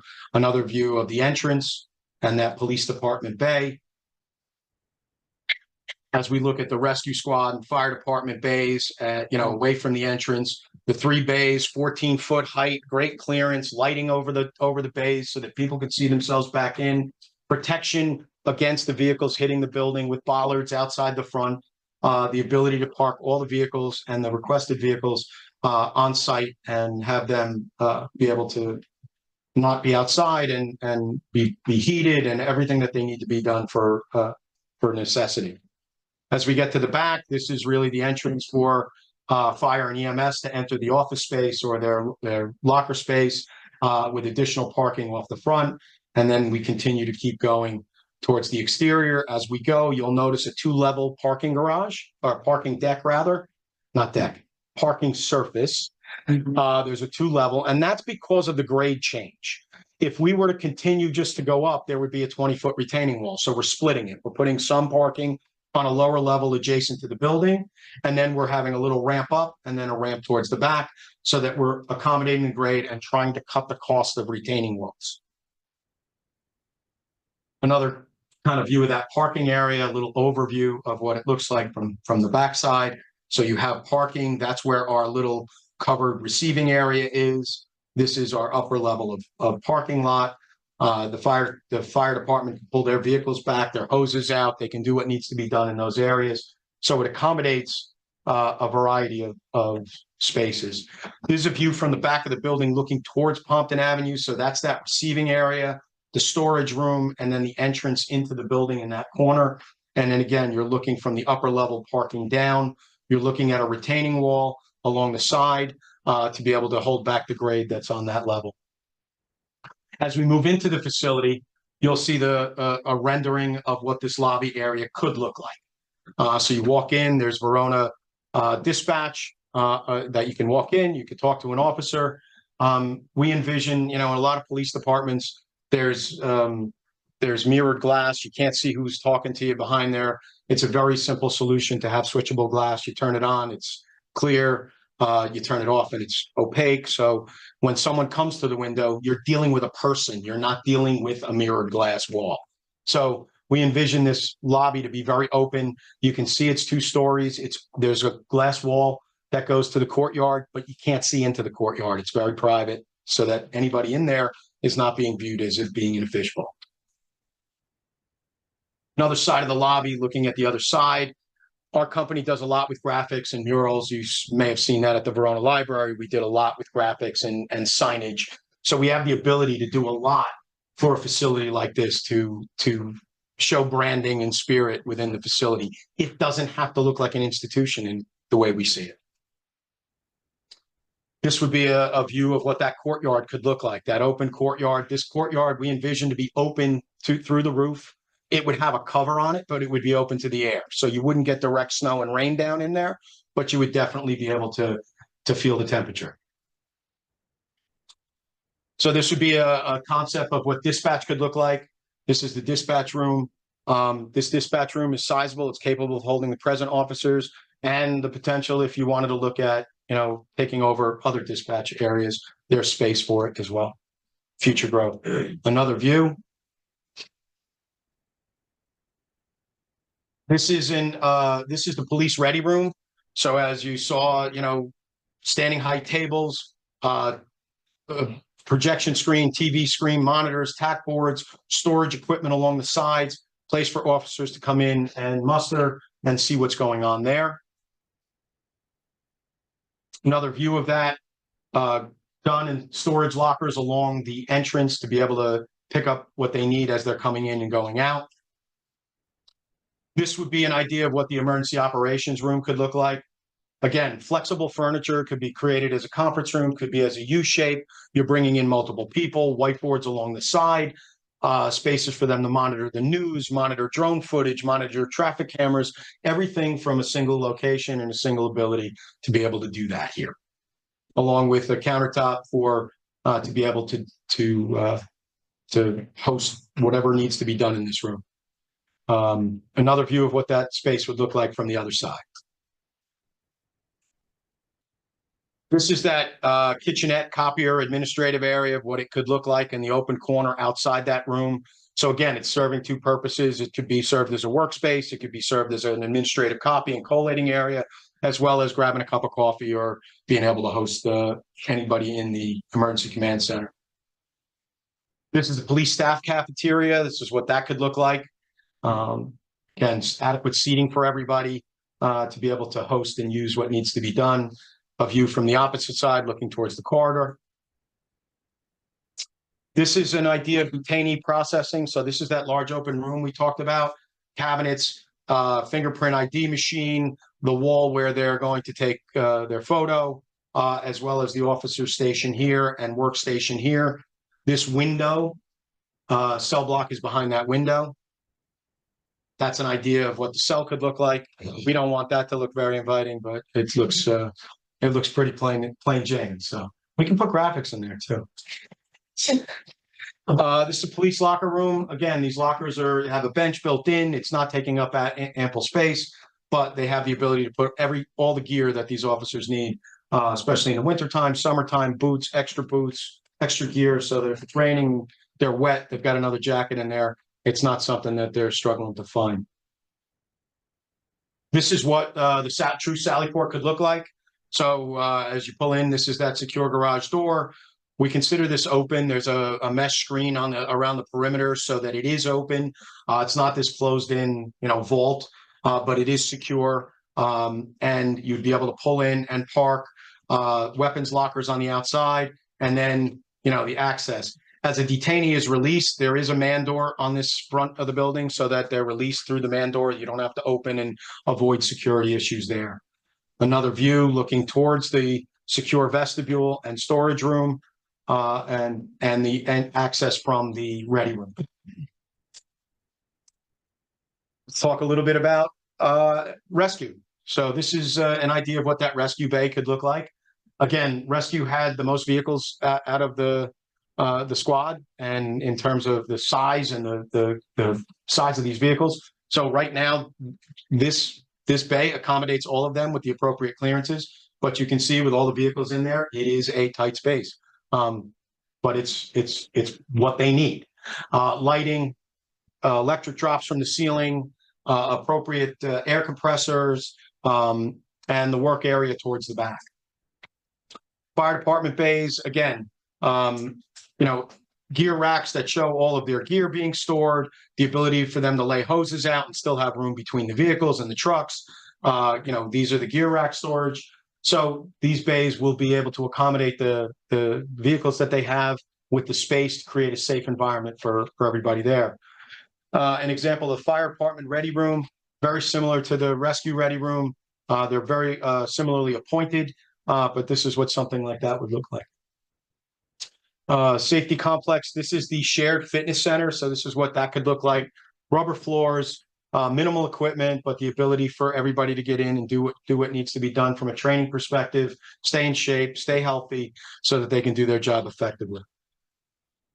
Another example of what that looks like, again, in this view, you can see the window to the courtyard. So it's letting a good amount of natural light in, which is really a great thing from our perspective. The shared training space. So this is an idea of what that room could look like. Again, whiteboard, smart board, the ability for this room to be set up in a variety of different ways. It could be set up as a U-shape as you see it. It can be set up as individual desking for a classroom. It could be set up as a conference area. The wall that you see here,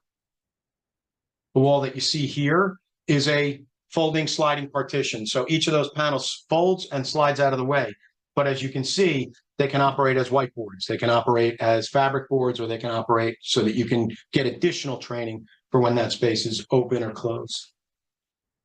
The opposite view, looking again towards the courtyard and hallway. So this room will also have a view where there's natural light and the ability to see ability to get natural light. There was a lot of information. But that is the abrupt ending to my long-winded discussion on what this facility entails. It's a big space. It certainly meets the requirements of each of the departments. They're all here.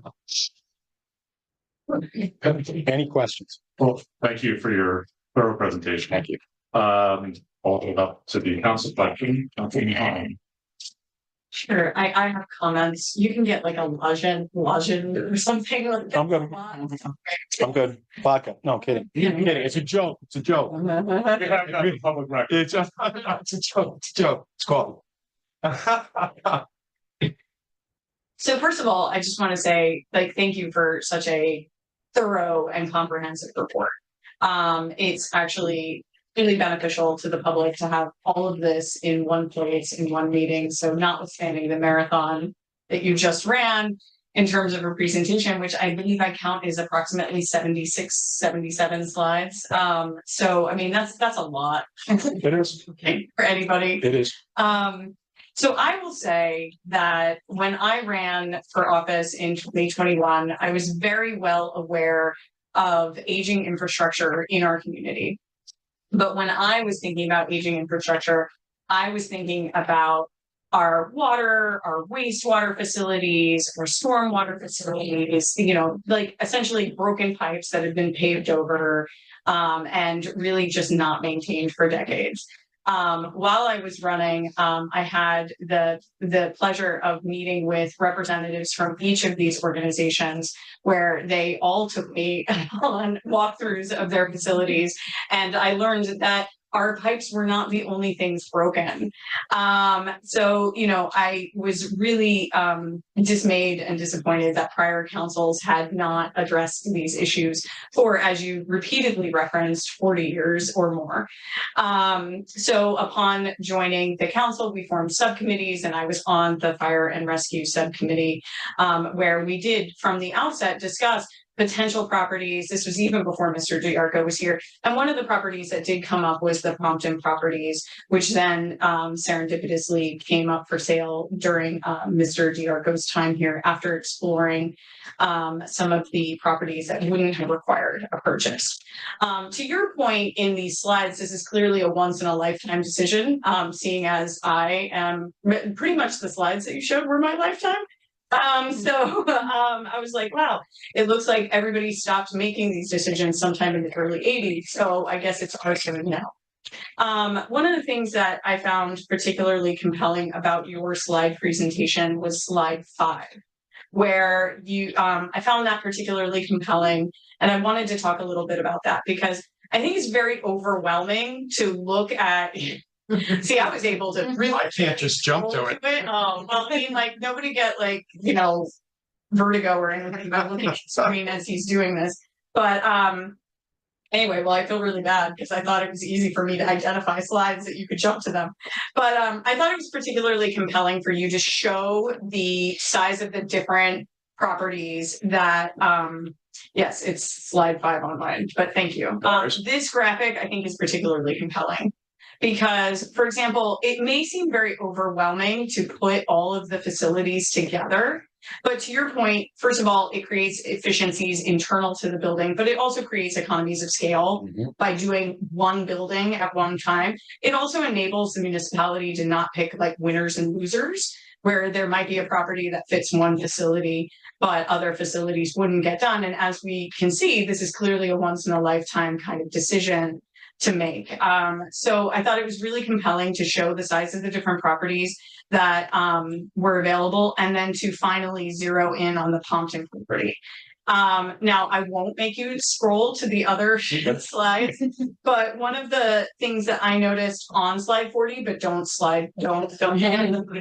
because nobody wants to get dizzy, is so it looks like there's very little buffer between the back of the building and the properties that are on that side. And from some of your renderings, it looked as though there was perhaps, yes, actually that one works. From some of your renderings, it looks like maybe is that like a sidewalk along there? And is that a large wall? Clearly there's retaining walls when you get to the elevated, or the terraced parking. Yeah. But is there a wall between these properties? Because it's awfully close. And I really want to ensure that those residents have adequate screening from this large facility so that, they feel comfortable with it as well. Yes. So is that there? So it is close to the property line. And part of the reason for that is that the trucks need so much clearance getting out. We needed to take as much space as we could. It's approximately 15 feet off the property line. There is a walkway that provides egress out the back of the building for certain of the spaces. There is going to be retaining walls along there, but we will obviously look at what we're going to have to do to screen that area. It's critical important. Yeah, because none of your renderings are showing what this would look like from any of those properties. I just would want to make sure that the homeowners there feel like we are part of the community, like we are entering their neighborhood. Absolutely. and that we are not going to be burdensome on them. Because like, if you look, it looks like maybe some of their houses are a little bit closer than others. So I would just want to ensure that there's that adequate screening, that we're thinking about lighting and other concerns, because it is like a large 2-story building, and that it's not just like the back of a building. Right. You know, because this is what they're going to see every single day. And I think the renderings of the front are beautiful, but we didn't see any of the back. And oftentimes that's not what people are thinking about, but that's what these residents are going to see. We will. In terms of the actual layout, I think, you know, it's wonderful that you've done so much to, again, create this organizational efficiency on the different floors. Two things that jumped out at me were, first of all, the parity in women's and men's locker rooms. And I appreciate that right now we have very few women. And so what I noticed is that the fire department, you could have the ability to increase the number of lockers there, and they look to be approximately the same size. Yes. That's clearly not at all the case with the police Correct. locker rooms. So I just want to like put on the record right now that the expectation might be that if the women really show up, then we're going to lose our OEM room over time, because like right now there's no way to accommodate an expansion of that women's locker room over there without taking away that space. The other point that I wanted to make is that you've provided a lactation room, which is great, but it seems to only be accessible to the police officers. And I imagine that there are women, because we're providing women's locker rooms for the other facilities, and we may want to make that a shared space, right? And so right now you would need a key card to get into that lactation room. And as a working mother that had to use lactation rooms, I would also ask that you consider where the women will be working, and whether or not you're now making them have a locker room on one side and walking all the way over. I mean, that was one of the points that you made earlier in your presentation as well. And especially if it's exclusively upstairs, if the rescue squad and the fire department women are on a different floor, this may be very inconvenient. Now, you do have a gym facility in the middle, and maybe you lose a little bit of space there. Maybe you put it over there. Yeah, Somewhere where it's more centrally located and accessible to all of the women that would be working there. Again, I was a working mom and a nursing mother at a time before Obamacare even kicked in, and I ended up like in a like broom closet with no sink. So I think it's really important for women to have this kind of accessibility, and it's not going to just be the police. Great ideas. So those were a couple of the notes that I have. And again, like, you're so right about pictures being worth 1,000 words, because like, how can we not take action when you can see our crumbling infrastructure in all of your slides? And yes. You visited the facilities? Yes, each of the facilities. Do the pictures do it justice? Oh, no, because you have to be there and actually be able to stick your finger through the walls in the fire department to really get like the full like appreciation for it, or to see the boiler that I was afraid of, or like the ancient like cells, or the wood paneling in the rescue squad, to really get the full sense of it. But like, again, it's a once in a lifetime matter. And it's clearly, I mean, clearly no action has been taken by this council in my lifetime on most of these things, like minor Band-Aid fixes, but like, you know, it gets to the point where you do have to actually take meaningful action. So I do appreciate this presentation. And like I said, the effort to include as many efficiencies as possible. And again, I would like to really urge you and the administration to consider that gender parity and the accessibility of the lactation room. Thank you. Thank you. Thank you.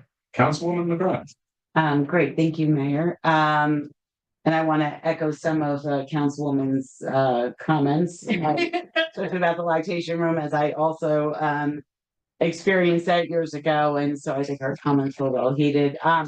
I also had the opportunity, and I see many of the chiefs in the room, to be able to tour the facilities, both the rescue squad and the current firehouse. And I agree with the council, and there really are kind of horrendous conditions for our volunteers. And it's not, you know, normally with Verona, we have a lot of pride. And I'm staring at a room full of volunteers and officers. And again, while we kind of inherited these problems, sitting here on the council, this is really not the Verona way. And I'm really glad that we're finally undertaking this initiative to address all of these longstanding issues. So I want to thank everyone's attention to this. One thing when you were talking about the site analysis that you didn't mention is the need to have two separate firehouses, in particular to keep one of the firehouses on, this one side of the Peckman for flooding. And so did that come up at all as part of the discussions? And because I know that the Bloomfield Avenue by Verona Park has flooded several times and the Peckman floods over across several bridges. And so can you address at all when you did the needs assessment, if that was discussed, why the Pompton site is partially superior for the fire department by keeping it on that side? Well, again, we didn't really have any extensive discussions about it. We know we have company one, up here. So the idea was it is opposite side of town, and that, that's based on the discussions that we all had, it was a suitable site. Okay. One thing I am concerned about, what would you say, before I just discuss my concerns, is how long you hope this building to last for? Like, what is the plan longevity on this building? And I guess my question becomes, as the trucks keep getting bigger, are we adequately, I know we're planning for clearance and standards now, will that be sufficient in 30 years? Or will some future council be looking at this decision going, why didn't they just add a couple more feet? So we have taken the standard clearances that have been requested and required, and we've actually added to that already. A building like this building does incorporate future growth, not only for PD, but for fire and EMS in terms of the number of workstations and spaces and square footage that's involved. It's why it's so significantly larger. If you look at all three facilities that currently exist, they're a fraction of the net programmable space that they have now. So I couldn't give you a time frame, but this building's going to last the next 50 to 100 years. I can tell you that. Okay. And how many parking spaces did you plan for? And then can you talk about the thought process, again, testing the extremes? If we have a wide scale emergency, did you talk with all three departments about, again, what would parking look like, and with the current spots that you've allotted, and if it was all hands on deck, what happens? So the site originally started out with 80 spots because of the grade and the site and the retaining walls, and looking at cost associated with those. The site was split. So it currently has 69 spots or 68 spots to be, I believe that's the number. So based upon the number of spaces that are there now, that is what we fit. So based upon an emergency, obviously people are going to be double parking and parking as they need to for an emergent situation. But the facility can house 60 spots. That is by and large far more than what currently exists at any facility.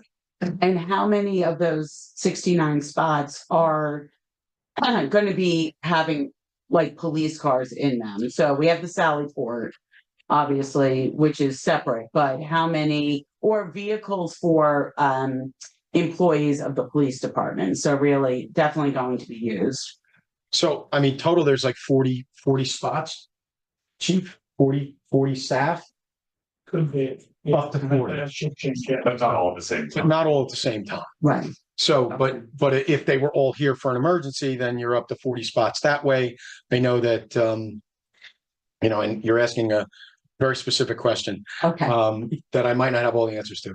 But I believe that, again, we've provided the total number of spaces that are here that do fit for calls, who's coming on at any given time, plus having ancillary for public to come in, as well as spare spaces. And I'm sure, we're so, we're in a unique situation where we have the mayor who Sure. is on is the OEM coordinator, he's on the rescue squad, and probably has a lot of details. See, I thought he was going first. I have a lot of detailed questions about the operations, but I am, as a follow-up, also concerned a little bit about kind of testing those extremes. So if we have a large emergency, what is parking going to look like? Getting to the councilwoman's point, how are the surrounding neighborhoods going to be impacted? And so that's one follow-up question I have. And then if we were to rent out these facilities for training, again, have we kind of thought through the parking for you, for that use? So again, we have the virtual firing range being rented out, and now we have a emergency. What is it gonna look like that? And that might not be a question for you, maybe a question for the chiefs. That's one set. My other question is, how much of the site has been disturbed? So again, it's a very long site. Piece of it is already developed. Then there's a lot of wood. So can you talk a little bit about how far deep this goes and how much of the site, like where the parking lot is in particular, how many trees are being disturbed, and what is the steep slope going on in that situation? So the site is 118,000 square feet total. That is what the total site is. Where the retaining wall is for the parking lot, that encompasses, including the front, 83,000 square feet. So a good portion of the site will be housed for parking and the building. The building is a 35,000 square foot footprint. The parking is an additional, 40,000 square feet. And there's 27 or 28,000 square feet of green space towards the back of the site. That is hilly and completely wooded at this point. So there will be some clearing of the back half of the site. The front is pretty clear up to where the last garage is, and then it gets wooded and much steeper as we go back. But we do have some clearing. Our site plan is showing the replanting of several trees and, a bunch of trees, but it's a very scrub wooded site. So it's not just big host trees. It's a lot of scrub that's there as well. So, but we obviously will evaluate it. Our civil engineer is here. So he would, we would be looking at and evaluating the site for just that purpose. Well, certainly we want to understand the environmental impact of, this facility, and we have established pretty strict ordinances in the township. So do ordinances, are we following our own ordinances as it relates to the development? And then that leads to another question, which, and this may be premature, but really looking at green design for this building. And we may not be on that stage, but is that the standard now? So everything that we do, every design that we do is for green design, it's LEED principles.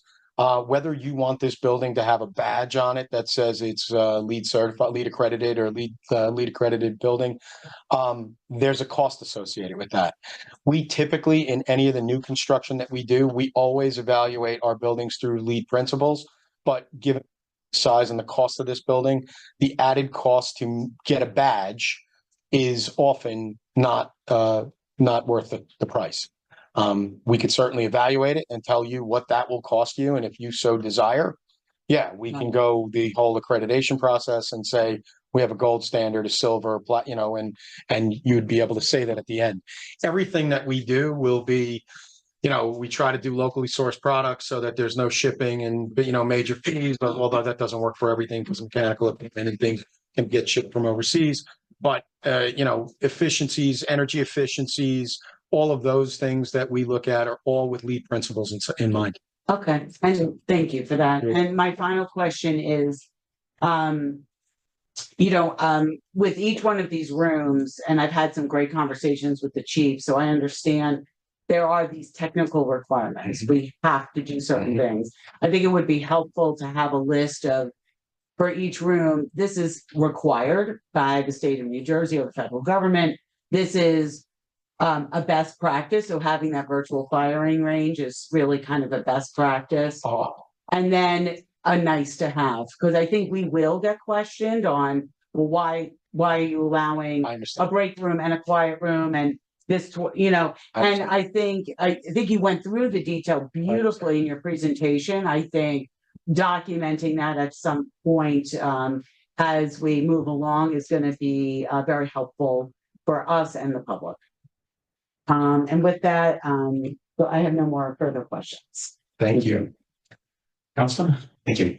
I would agree with a lot of what my colleagues have said here. I too have visited all of our public safety facilities. One of the first stops I made when I was first elected a number of years ago was to the overnight shift at the police station, and it wasn't in a whole lot better shape then. I've been through the fire building and seeing that it is crumbling, the rest of the squad building with wood paneling. Everyone's been making the best of a bad situation, and we're very appreciative to them. But we've gotten kind of every single ounce of life out of these facilities, I think, at this point in time. I agree that this is very much a long-term, once-in-a-lifetime sort of a decision, and we really have to think forward here. Station 2 is a good example of lack of long-term planning. I mean, if they had only, built a proper foundation underneath that building, you might at least have been able to get another 10 years out. The irony of ironies, the fire station burned down, then we built the old one right on top of it. I look at this whole process and I recognize that there has been a lot of work done with needs assessment and programming. Having been through commercial architecture projects, I understand that's the basis of very good design and a successful project. It appears that a lot of effort has gone into this sort of needs assessment of all of the departments, and the schematic design and the adjacency layout all sort of flows from that. So that was a very successful part of it. The concern is obviously neighborhood compatibility. You've got a site that is modestly developed for the size of the lot right now, and you're going to go to a larger development and a much more active one. I would start thinking in 3D a little bit versus all the properties that run up Vincent and Cambridge. What does the height of the building, the height of the fence look like? So is someone going to be sitting on their patio and looking at, sort of an unadorned, upper roof section of a building sticking above a fence? Or how do we make sure that this doesn't turn into building this directly in people's backyards, even though we are kind of building it sort of in people's backyards? And that view from the parts of the project you don't normally render, I think, matters a lot, because I really do think that a lot of people are going to be looking at this directly from the decks of their houses. So I don't want anybody here to think that because we didn't give you a view of that backside of the building, that we're not going to care about the backside of the building.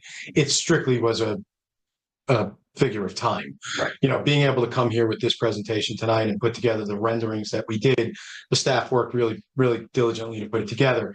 It's also something that we're going to have to look at from their backyard. It's also something we're going to have to look at from that spot to be able to determine what can be done. And there is adequate vegetative screening. There are things that we can employ in the architecture of the building that will lessen the appearance of what that wall might look like. But yes, we are sensitive to that as architects. We don't want to build this monolithic wall in the back of somebody's backyard and have them stare at that all day long.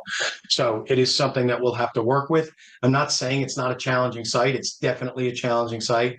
It is the only site at this particular point that seems to fit the requirements of the program. So we're going to have to figure out how to make it work. And we've even looked at, again, this is conceptual, as well thought out as this building is. If we can squeeze it narrower and make the building a little thinner and pick up more space at the backside or push it forward a little bit more, these are things that will occur during the design phase. And as we get into the details, we'll definitely look at the exterior of this building and how it impacts the surrounding area. And then the other things I was thinking on in terms of compatibility, obviously that back parking lot, you want to think about, what is the traffic flow? You're going to get headlights facing into neighboring buildings. What is overall light trespass off of the site onto other properties going to be like? But on the other hand, I thought of this on the positive side as well, with the amount of land preservation that would go on here. If this were to be a commercial or a multifamily residential development, somebody may seek to use even more of the lot. So you are going to have a significant amount of land preservation there. So it's not the worst thing in the world. Another thing that I thought about a lot was noise. There is maintenance with fire and rescue there. The apparatus typically stays there to be tested and maintained, and a lot of that happens within the bays as well as small equipment, et cetera. Are they able to do things like run small engines in an area that is not going to cause too much noise trespass? And otherwise, as they do their just routine work on their equipment, is it possible to do it in such a way that the sound exposure is going to be dead?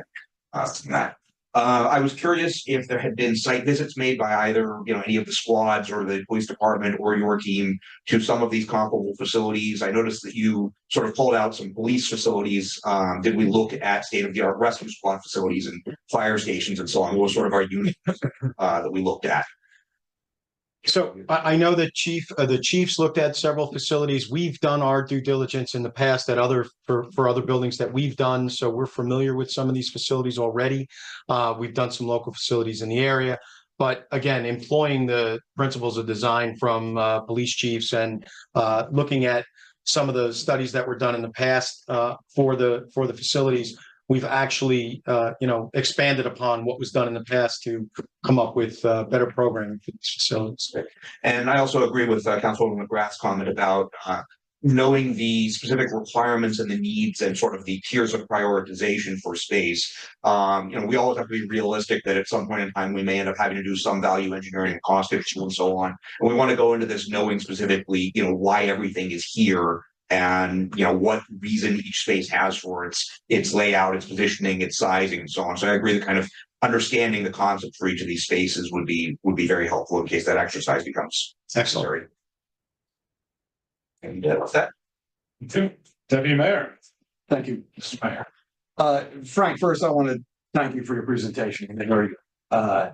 And I think going into the history of these three units is very important because I think the slides show it, as the councilwoman said, seeing these buildings in the shape they're in, and going into them really brings it to life that we need to do this. I'm only 6'2", and I go into the basement of the police department and I hit my head. There's an officer in the back that's taller than I am, and there's others that are even taller than that. I don't have that problem, but it's still a problem. Right through. But a lot of my colleagues went through pretty much every question that I had here. Really, and the major question is, and you put a number on it, 50 to 100 years. And in my mind, going into this, I was thinking a 75-year facility. My number one question is, are we prepared for growth? That's the big one. I saw, like, if you go through the bays of the fire department, you actually highlighted it. There's room for another vehicle in there. I look at the rescue squad. It's filled. So, and the lockers came up and I was looking at that. I could see in the police department, there probably is rooms where you can add a room in the ladies' locker room that you could add more there. In the other locker room, not so much. So would you could you take, let's say in 10 years, if there's a 10% growth, can it accommodate that? Is it 10, 15, 20? Yeah. Like, that's the major question here. So, I mean, PD, a lot of the spaces, if we go to what that police locker room looks like, it is a very wide open space. So yes, that room could be, another wall could be installed, a peninsula could be installed in the middle of the room. You could pick up more additional spaces. So we've thought about the expansion of those rooms. Each of the locker rooms, the way they're designed, are designed in such a way that you can pick up more space. So even fire, the way it's set, and I'll give it a chance to refresh. So even the fire, the way it's refreshed, if we were to come in and put another peninsula, we could pick up additional locker space, losing 2 lockers to gain 4, gain 5, whatever would be needed. Obviously here we could pick up, another 6, 8 lockers in the women's locker room. Same thing with EMS. Right now, the lockers, there's 30 lockers, they're 18 by 24. We could do double stacks. We could fit 60 lockers in so we could change the lockers and accommodate the growth, or provide more space. You can see space along this wall. You can, there's other places that we could actually provide more space in the facility for expansion. And then another one of my top ones, it really was parking. Yeah. Because I mean, we go right outside here, we see, I don't know how many police cars we have. It's 12, 15 cars. You have 9 covered and there's a couple outside there. Do we need to revisit that front yard and try to add some more parking closer to the front? Looking at the plans, doesn't look like it's possible. Do you want to have some green space? You don't want to create a concrete jungle out of this entire thing. And we're doing a great deal of paving on this site. As if you're looking at need, it's there. The potential may be some years down the line to look at a potential deck in the back, building a deck, but those are things that could be looked at in the future.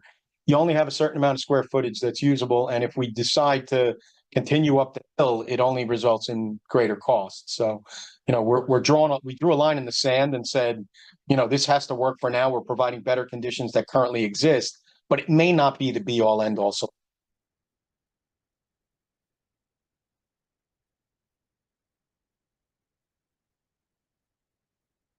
and in the rear of the one thing that stuck out with me, this is very minor, but in the covered spots for the police area, there's actually a weapons storage outside there in that area. It's when they pull in, before they go into the processing with the detainee, they typically lock up their weapon. Yes.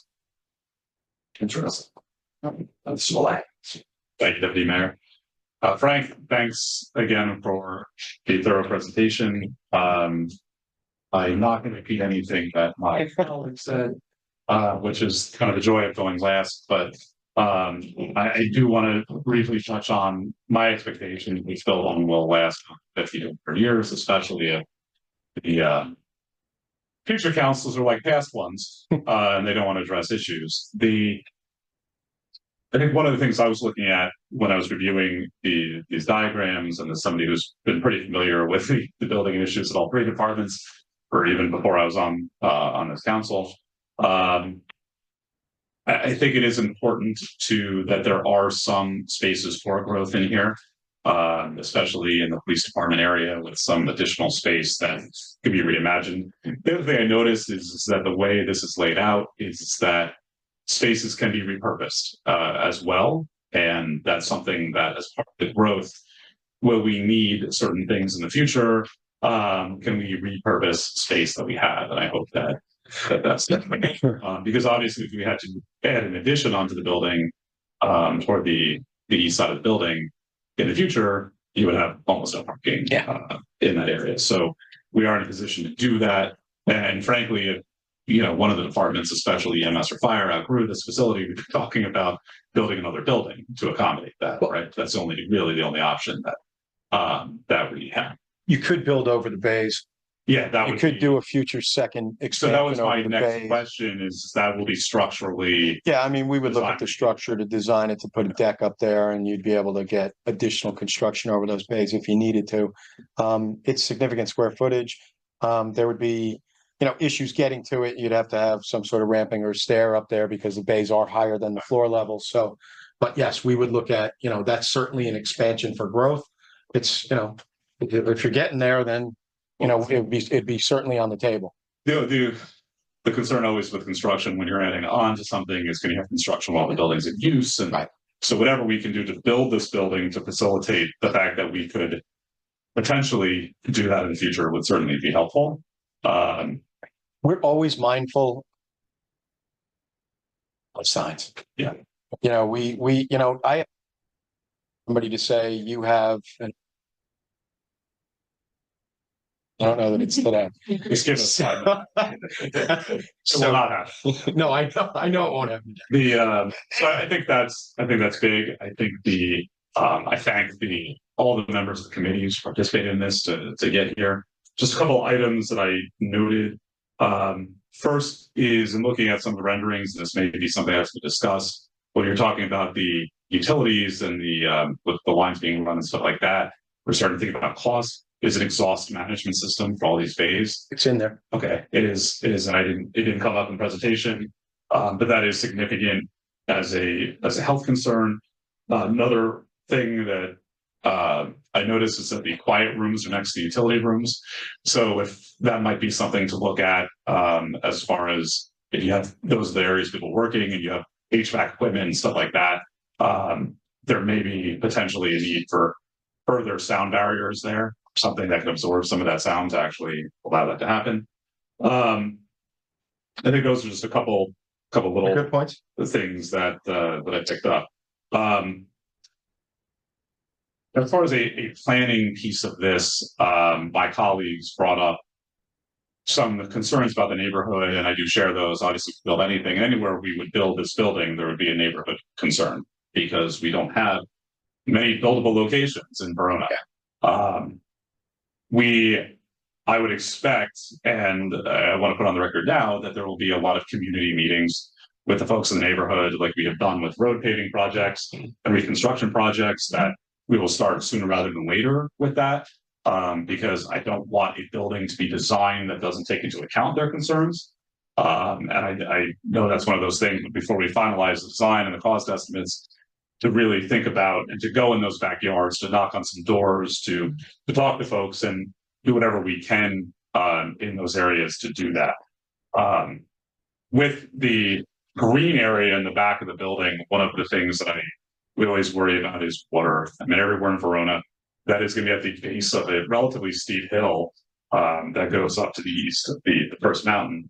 I was wondering if any thought had been put into, I'm sure it had been, but if you could detail it, how we're keeping water out of this building, because this is one of those buildings that we really can't have water in.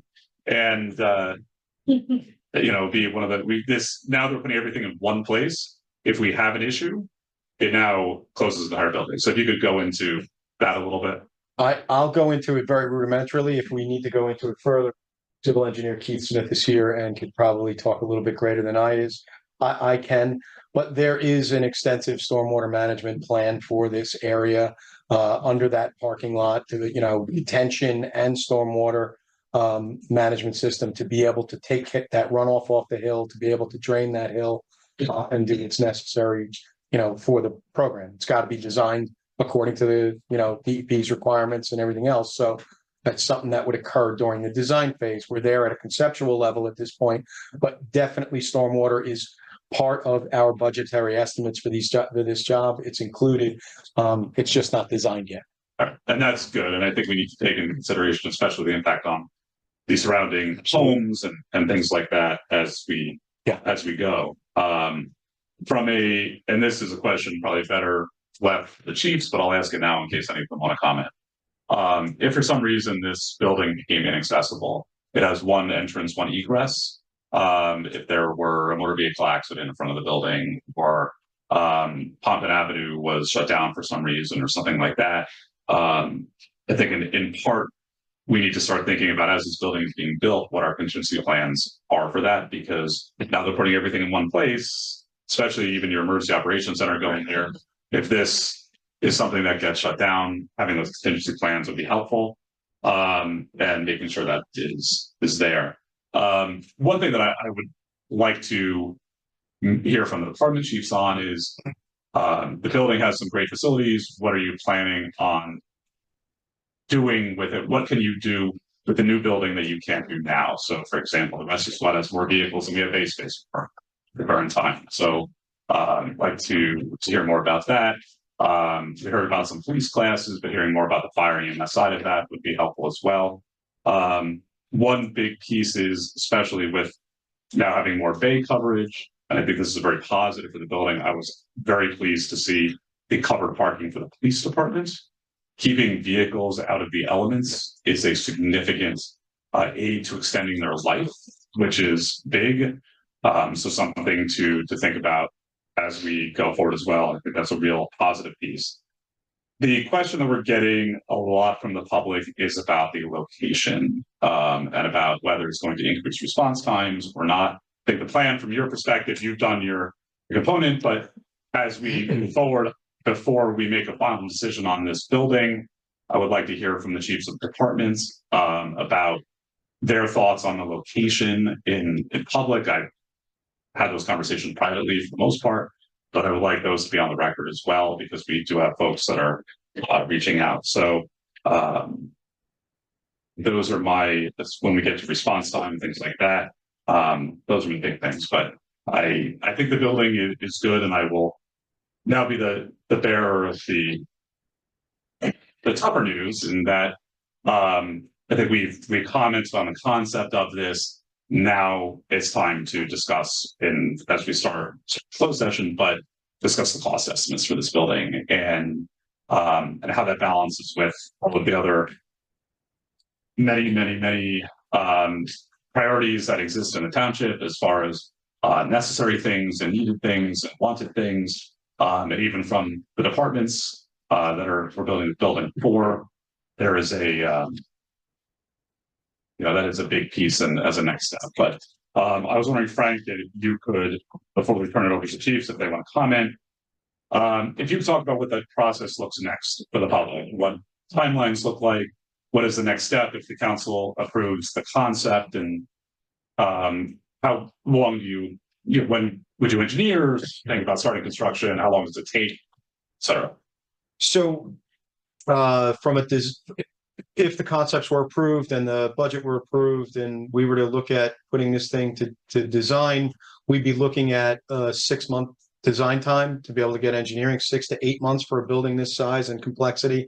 We've done a very good, got a good head start. Let's just say that, we've done a lot more conceptual design on this building than we would normally for any other building. And that goes to the import of this building. It goes to the fact that we're local here and, we want to make sure that whatever we put forward to you, the council, is a viable solution for this problem. So I think that it's going to involve 6 to 8 months of design time. A building this size is not going to be built in any less than 20 months. So, that's a relative schedule for the project. We want to be out to bid as quickly as we can. And we have to be strategic about the timing for bids. As you all know, we are in a post-COVID world and pricing is not what it was in 2019, 18, or 15. So our budgets take that into consideration. You're going to see when we go through that, what's included in our budgets and how we can, give you some assurance that these numbers will be good for the life of the project. I think that's all that I have for you, Mr. Insidio. The deputy mayor had one last question. Yes, sir. Frank, discussion from others about you talked with the chiefs, talked to you about, is there going to be a traffic light in front of this building? Or have you talked with the state about controlling traffic lights at Linden and? So that discussion hasn't been had, but it's definitely part of the design process, maybe traffic study, maybe those things are going to need to be done. It's not something that's been discussed in the conceptual stage, but yes, it is definitely a thought. It's definitely something that's got to be considered. That question I could answer and explored this with our township engineers and making communication with the state. We would end up with traffic light interrupters or the traffic lights pre the building, close the building. So basically Pompton would be shut down. They'd have the ability and it's remote interrupters. So if we continue with the pace of where we're going, then I would authorize the engineer to start making applications for the remote traffic light interrupters. That was really discussed. I think that's something we started talking about for the Pump and Bluefield intersection for sure. Okay. Frank, you can relax for a second. Perfect. And at this point, call up the department chiefs if they have anything they would like to, or whoever the spokesperson is, if they have anything they would like to add or respond to any of the thoughts and comments, questions. Steve Kiernan is jumping in there. Thank you. Jump right up. He's wearing his white shirt and tie today. That's it. He's asking for money. We get the nice uniform. I would just like to thank Frank and Jenny and Scott and the entire team. We threw a lot at him. Mr. Diorco gave us some pretty specific guidelines on how we were to go about this, and we're very conscious of that. Police committee, the rescue squad committee, the fire committee were excellent. We argued, we went back and forth a lot. I find that hard to believe. But we always kept in mind how to better serve Verona's public safety program. So it's been a great experience so far. So I just like to thank my fellow chiefs, Cassie and Steve, and especially the committee members who put a lot of time and a lot of effort into it. Any specific questions for Chief Kiernan while he was up here? Yeah, so. Just a brief comment in that vein that it's incredibly challenging to have to think strategically about your organization on this long of a time scale and to try and really, look into your crystal ball and see what you're going to need to do this well this far into the future. So just thank you for all of the effort that went on amongst all the departments, your team and everyone else's in terms of figuring this out, because it's clear that, as I commented to Frank, that a lot of effort went into figuring out the program space here and what truly do you actually need. If you looked at this a couple of years ago, would the concept of a virtual firing range have even existed? You really have to start thinking, okay, 10 years from now, 20 years from now, what does this actually look like? So I know how challenging that can be. So Yes. Thank you for all that effort. It was, and it was definitely, again, pared down from where we started. Right. Thank you for that. Mr. Diorco's direction to really concentrate. And And a lot of the shared spaces was big and at the forefront of everything we discussed. Thank you. All right, thank you. Thank you. Fire EMS, sorry, Frank, you're up again. No, I just want to shut this down because we're running low and I still have one shut. Hey, Tedesco, welcome. Thank you. I too want to thank Frank. I mean, he's been fantastic working with us. We've been able to throw things at him, talk to him at any time, and his team has really been helpful with this. We gave Mr. Yargo a list of probably 20 different properties around town, and really none of them fit our needs. Originally, we were talking just fire, and then we were talking fire and EMS, and never did really the thought of all three of us getting together to do this until they proposed it to us. So it really did work out well. The first couple of proposals we saw was much larger in scale, and we took access to things. Oh, we don't need this and we don't need that, and we could share this and we could share that, and we really did get together and work at this long and hard to come up with something that the town could accept, something that the townspeople could understand, and I think we accomplished that in our meetings.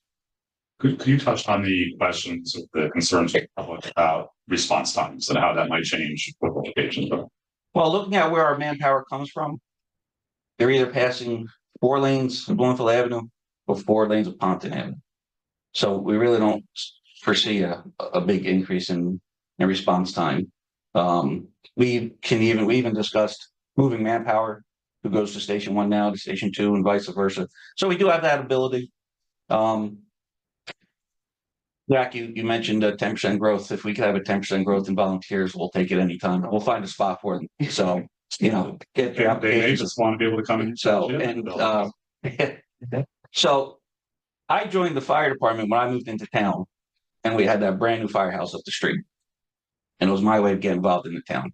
And maybe if I didn't see a brand new facility like that, maybe I might not have joined. Maybe we could still have that same growth with a brand new facility there on Ponton Avenue and get more volunteers in rescue and fire to join us. So I see it as a positive. Councilman? Chief, do you have any women volunteers today? Currently, we have 2. Great. 2 are auxiliaries. We've had 5 members that have gone through the fire academy and been full-fledged members. Okay. But currently the numbers are low, but we'll take them. Yeah, well, and again, to Councilwoman Holland's point, I think when you build it, they will come. Yes. So with a facility that has space for all, Yes. I think it will really help with recruiting in the future. Yes. So I think that's a great opportunity. For anybody, the current Station 1 does have female locker rooms and the Yes. facility is all ready. So anybody on that side of town, go on up 880 Bloomfield Avenue. The fire department, thank you. Anyone else? Anything else for the chief? Thank you. Thank you, Chief. And the rescue squad, President Fantasto. Yeah, it's not chief. Been there, done that, never again. Just being honest, COVID was enough. I didn't want to do it again. So unfortunately, just like my meetings, I'm gonna be a lot more long-winded. First, thanks to Frank, because I drove him crazy personally, because I just have a way with words sometimes, but he really did put up with us and me more than he should have. And I appreciate it thoroughly. As well as Chief Kieran and Chief Tedesco and the committees. I'm just gonna touch on a couple other things because unfortunately I talk a lot better than I write and I give Frank a lot to work with. So we are one of the oldest volunteer organizations left standing. They close every day. Volunteer first aid squads, it's actually not a well-known fact. Only like between 30-ish states require EMS as a mandatory service. Meaning as a municipality, you don't technically have to provide an ambulance. You could call 911 abroad, they say, here's a list of ambulance services. You can find one. They don't because ethically that's just not right. And you'd have a lot of news about it, but it's not a mandatory service. And in New Jersey, especially, it's a hodgepodge that combines between municipal ambulance services, volunteer nonprofits that are separated from the municipality, but generally work very closely with municipality, hospital-based services, and third-party services. And it's a giant, mess, for lack of a better word. And EMS throughout the entire country is in a death spiral. It's underpaid, underfunded, understaffed, and it just is a constant struggle. The fact that with how antiquated our facilities are, no one from our service died during COVID. I lost a lot of coworkers to COVID, both medics and EMTs, because we bought most of our PPE ourselves because the hospital systems didn't provide it. And the township as a whole did a really good job of sourcing PPE. And the fact that people had that much in their house is kind of a conversation for a different time, but I appreciate all the donations. I guess someone knew something was coming, so we got a lot from the community. But we have a lot of people that did long haul, myself included, just from getting COVID, from the inadequate ability to separate, decon, et cetera. Because in the confined space, it just wasn't possible. And we really did the best we could with what we had. We're asking for more space than we currently have because we have way outgrown our station many, many, many years ago. We have about 100 volunteers. More than that, if you count some of our auxiliaries and some of our retired life members that only help out when they can because of a variety of different things. We have a very strong amount of women volunteers, and half our board is females. And actually, their top 2 operations officers, or Chief Kat, our Assistant Chief Karen, who's not here, is also. Oh, being rotated from the city fire. My bad. I apologize. My bad. I don't get a white shirt, thank God. So, long story short, as president, my job is maintaining our building, which is basically the stepchild I never wanted. We spent 30% of our donations on it. It is falling apart around us. As much as everyone on the council said our wood paneling is wonderful, we painted it white since the last time we were there, so it's kind of like lipstick on a pig. It has more of an aesthetically pleasing look to it, but it's still wood paneling from the 70s. You can feel the real ruts from Cadillac ambulances on the floors. But it's not the fact that we can retain a large group of volunteers, that we have constant crews on 24/7, 365 is a rarity. We're basically a unicorn as far as volunteer services go. Generally speaking, assuming someone doesn't sleep through a call or there's some kind of radio failure, if they call for a duty crew, they get a duty crew, even second and third ambulances.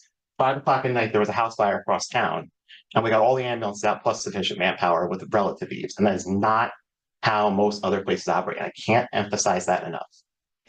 The main reason for all the space we're asking for is the crew room and the ready room for the crews to hang out and do what they need to. The reason for the quiet room is we're trying to entice the work from home crowd and those students that need to do projects, the college kids, the med students, the PA students, the nursing students, have a quiet place to study away from the crew room, because the crew room is not a quiet place. It is not a place to do school projects, take a Zoom call, whatever you need to do. And that's really the reason for the separation of space. We went through categorically, space by space, lining up with our current space, making sure we had room for everything, accessing stuff we didn't need. We also need to follow HIPAA. In our case, it's a best practice, not a mandate, because technically speaking, we don't take Medicare and Medicaid dollars, so we don't fall under HIPAA. However, civil litigation is a much lower bar, so best practice is HIPAA, which is why we follow it, because it's just a good idea. Asking to get sued for no particular reason. And the reason for the upstairs training spaces is to get a state licensed EMT class. They have some ridiculous, unnecessary regulations that include 2 separate breakout rooms outside of the main auditorium, and we separate training, storage, et cetera. And we painstakingly laid it all out so we can have an in-house EMT class. Currently, our members are going to Middlesex County, Passaic County, Warren County, Morris County, very far away. They're high school kids. They're doing it on top of extracurriculars, on top of school, on top of studies, on top of our working parents, both men and women, who are taking time away from their kids to drive, 40 minutes each way to go to EMT class. Having it within the town is just much easier to entice people to take it. Also, a lot of our police officers are EMTs, and maintaining certification is very difficult. Bringing that class into the public safety complex make it much easier both for them to retain their EMT as well as keep ours recertified. Currently, if we have more than 2 or 3 events, we're on top of each other. Between Santa Day, a refresher class for our EMTs, we had easily 40 people wandering around the building, interrupting the class, trying to get all of our stuff together, and it's not a good way to do business. And we're really trying to grow to where we need to be. Just to touch on your questions, as far as visiting, when we did our original look, we looked at South Orange and Summit, and then amongst our committee, it was all varying degrees of lengths of service and professional backgrounds, both people that were professionally medics, EMTs, nurses, as well as people of all different lengths of service and ages. So we had a really nice comprehensive group.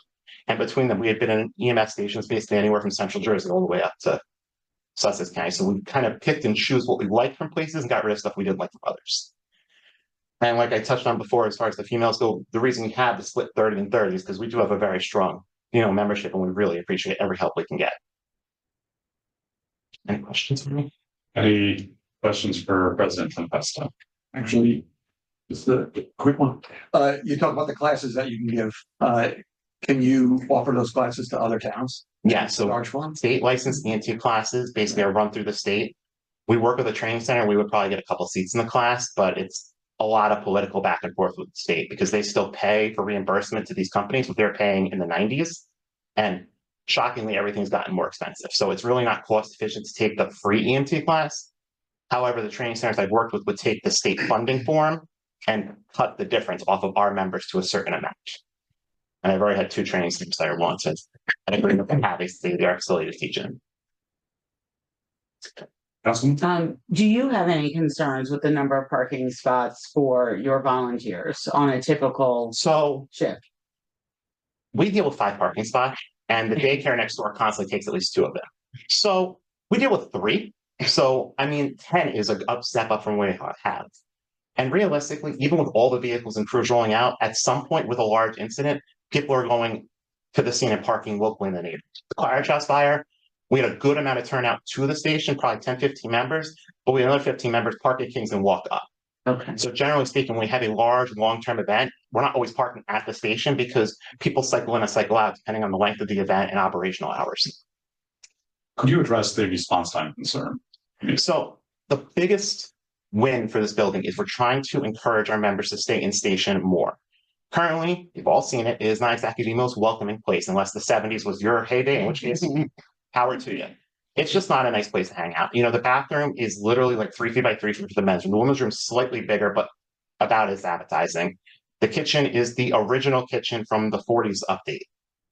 And we don't mess with anything because asbestos was really popular in the 40s and 50s, and we just don't want to deal with any of that problem. It's an old building. It's unfortunately just kind of is what it is. I think overall it'll be a net positive for response time because you'll definitely have more people willing to stay in the building because they can sleep in a bed, shower in the morning, and leave for work. And that's really clutch because a lot of our members sleep at home because they're off duty at 6 a.m. They get up, they shower, they go to work. And if they catch a late call, they have to run home, shower, cook, and run. Now they can just shower and go. And that's a huge win. And like I said, I'm also trying to entice that work from home crowd because we're not super, super busy. So you can still work from home and take, you know, a couple calls. Yes, sometimes you're going to get burnt, myself included, but generally speaking, it evens itself out in the end. So we're overall trying to net positive on the response times by making it a more place for people to work, study, sleep, and volunteer. Mr. Diarco, actually, anything else from Mr. Tempesta for talking? I just have one closing comment. I would just very much caution the council and the community about the not in my backyard type of thing, because we went down this road with the Temple property. And like I said, it was a miracle no one died because we didn't have proper facilities. Another pandemic will happen. It's not an if, it's a when. So just give us facilities to make our members safe. I didn't sleep for a year because I was worried I was going to get a phone call when my volunteers was dead. So just, you know, before you say not in my backyard, think of the people that are giving their free time to come save you and maybe protect them. Right, Mr. Tempesta. Thank you. Mr. Diarco, do you have any closing comments on? You don't have to. I know. Thank you. The only thing I would like to say, and very honestly, the teams that were put together, the 3 units of your emergency services work together phenomenally to get down to essentials of what the needs were. We're also taking in the 10 comments from the council tonight, as Frank did, and we'll be addressing those also. And Frank and I have also talked today and Sunday relative to information to the general public on the facility, what it is, and we've already discussed that. So Frank's team and our public information office will be working together. But thank you for your time. We'll open it for public comment in a second. I just have one closing comment as Mr. Diarco just brought up some wording that I would like to consider. You referred to our emergency services. I'm wondering if we could perhaps, when we call this building called our emergency services complex, it's a little more inclusive of all 3 services. Public safety seems to normally align more with law enforcement. Respectfully, Mayor and Council, that's your decision. Nobody's beating me with a stick up here, so I guess that's okay. All right. At this point, I'm going to open up for public comments on questions related to the emergency services complex, public safety complex. At this time, Madam Clerk, because we've had some changeover, would you please read the public participation statements? Anyone in the public wishing to speak on this matter, please raise your hand if you're attending by Zoom by pressing the raise hand button on your monitor. If you're dialing in by phone, please press *9. If you're attending in person, you may approach the lectern and recognize. Once everyone's recognized, clearly state only your name and township of residence for the record. You're not required to provide your street address. However, if you do, please note these meetings will be posted in the township's YouTube channel and addresses will not be redacted for any purpose. You have 4 minutes to address the council. There'll be no cross dialogue. During this public portion, after everyone wishing to speak has been heard, the council may address your comments or questions. So, Thank you. We already have a hand raised on Zoom, so we'll start there. Mr. Gardner. Good evening, everybody. I just wanted to make a comment. First, I want to thank. Mr. Gardner, could you just state your name for the record, please, and town in which you live? Absolutely. Anthony Gardner. I've been a resident in Verona for the last 12 years. I wanted to just start by thanking you, Mayor Tamboro, as well as the members of the council, Councilwoman Holland, Councilman Roman, who I think raised a lot of the questions and concerns that I know I have, and that several members of my neighborhood have as well about the project. I definitely think there's value to it. It makes a lot of sense, I think, especially in our world today, to find ways and strategies for shared services. So just in terms of somebody whose property is immediately adjacent to this complex, you could actually, my pool is actually in one of the renderings of the building. So I just wanted to echo some of the questions that were raised earlier and say that just very interested in, as the design concept moves forward and the planning process moves forward, is just to stress the importance of that community involvement in the project.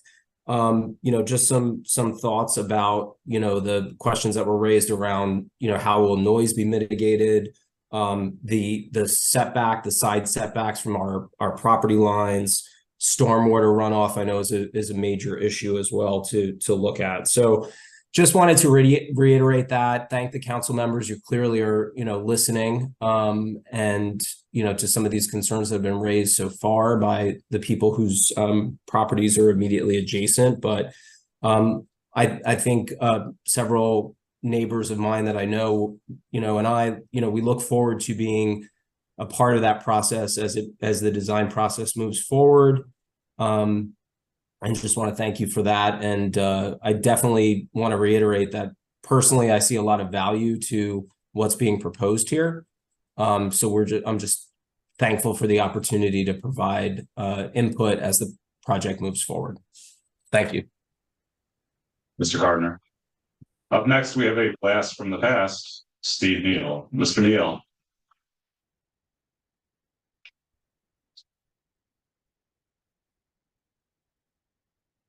Hello, good evening. Can you hear me? Yes, go ahead. Hi, everyone. Good to talk to you again.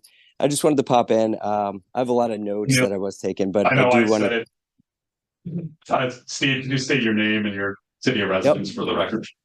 Yeah, I'm sorry. Steve Neal, Verona.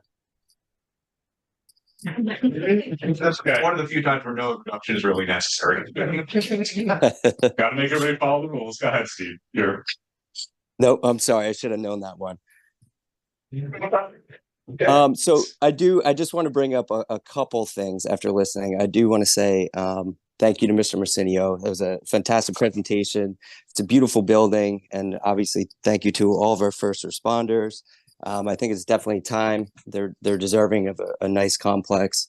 Just a couple things I'd like to hear a little more follow-up on, though, is, I think we all kind of know the state of volunteerism, in New Jersey and just kind of all over. So I would like to hear some plans on, if there's any type of, formalized plan for regionalization, privatization of services, especially with EMS and even fire, not so much on the police side. But I definitely think that is something that should really come into the conversation a little bit more. Looking at this complex, it's gorgeous, but it is really, it appears to be kind of a county level type complex. So I'd really like to see more plans for how we plan to incorporate other agencies and really utilize all that nice space, rent it out, maybe monetize some of that. So just some initial comments, but I thank you again, and I look forward to some continued conversation on this. Mr. Neal. Anybody in the room like to comment? Okay, well, the chief's did a good job representing the folks in the audience. Anybody else? All right. At this time, I don't see any other hands raised, so I will close public comment. For Mr. Gardner, Mr. Hill, I know Mr. Diarco and the entire council were listening to your concerns. I encourage you throughout the process to keep in touch with the administration and especially the folks in the neighborhood so this have some meetings, but keep in touch with Mr. Diarco and Mr. O'Sullivan, especially as new things come to mind, because we want to plan as much this ahead as possible. And to Mr. Neal's point on the regionalization and other pieces, I think the facility does provide for some opportunities for that, but things like dispatch and I think that's one of those pieces. Though the one element, though, I don't think we gave that to the services as a mandate to come up with facilities for expanding or regionalizing the facilities. And based on what was in there, even though it's a long-term building, I think as the chiefs pointed out, they were asking for what they felt they needed on that plane. So I think that's something that we have some great spaces in there, and dispatch and in the training piece. And I think we can put that together to use those pretty wisely, but we'll leave it to the chiefs to come up with some plans on that as well internally. Okay. Next point, we are going to have I'll hear a motion to have a brief executive session to discuss items that would disadvantage the township should we address them in public, as could affect contract negotiations, bidding, fees, etc. Mr. Aloya, is that a correct, fair statement? That is correct, man. You can also, if the council would like, you can also find this if you have an executive session in a meeting as well. You know, to delay this, if you have executive session where council desires. We'll leave it up to Mr. Diarco. I agree. I think we're not going to come out of executive session for any decisions, I believe. So literally we'll have no official business after that, but run through your agenda real fast. Agenda is short.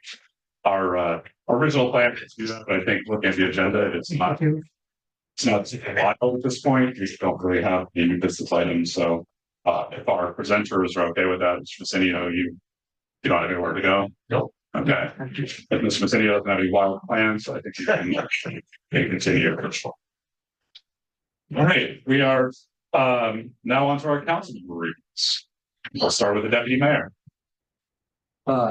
In light of time this evening, I'll make it very short. I know I got a couple calls in the last 24 hours or so about flooded basements, water in front yards, backyards. So although we can't really, and this all came to light thinking about this project.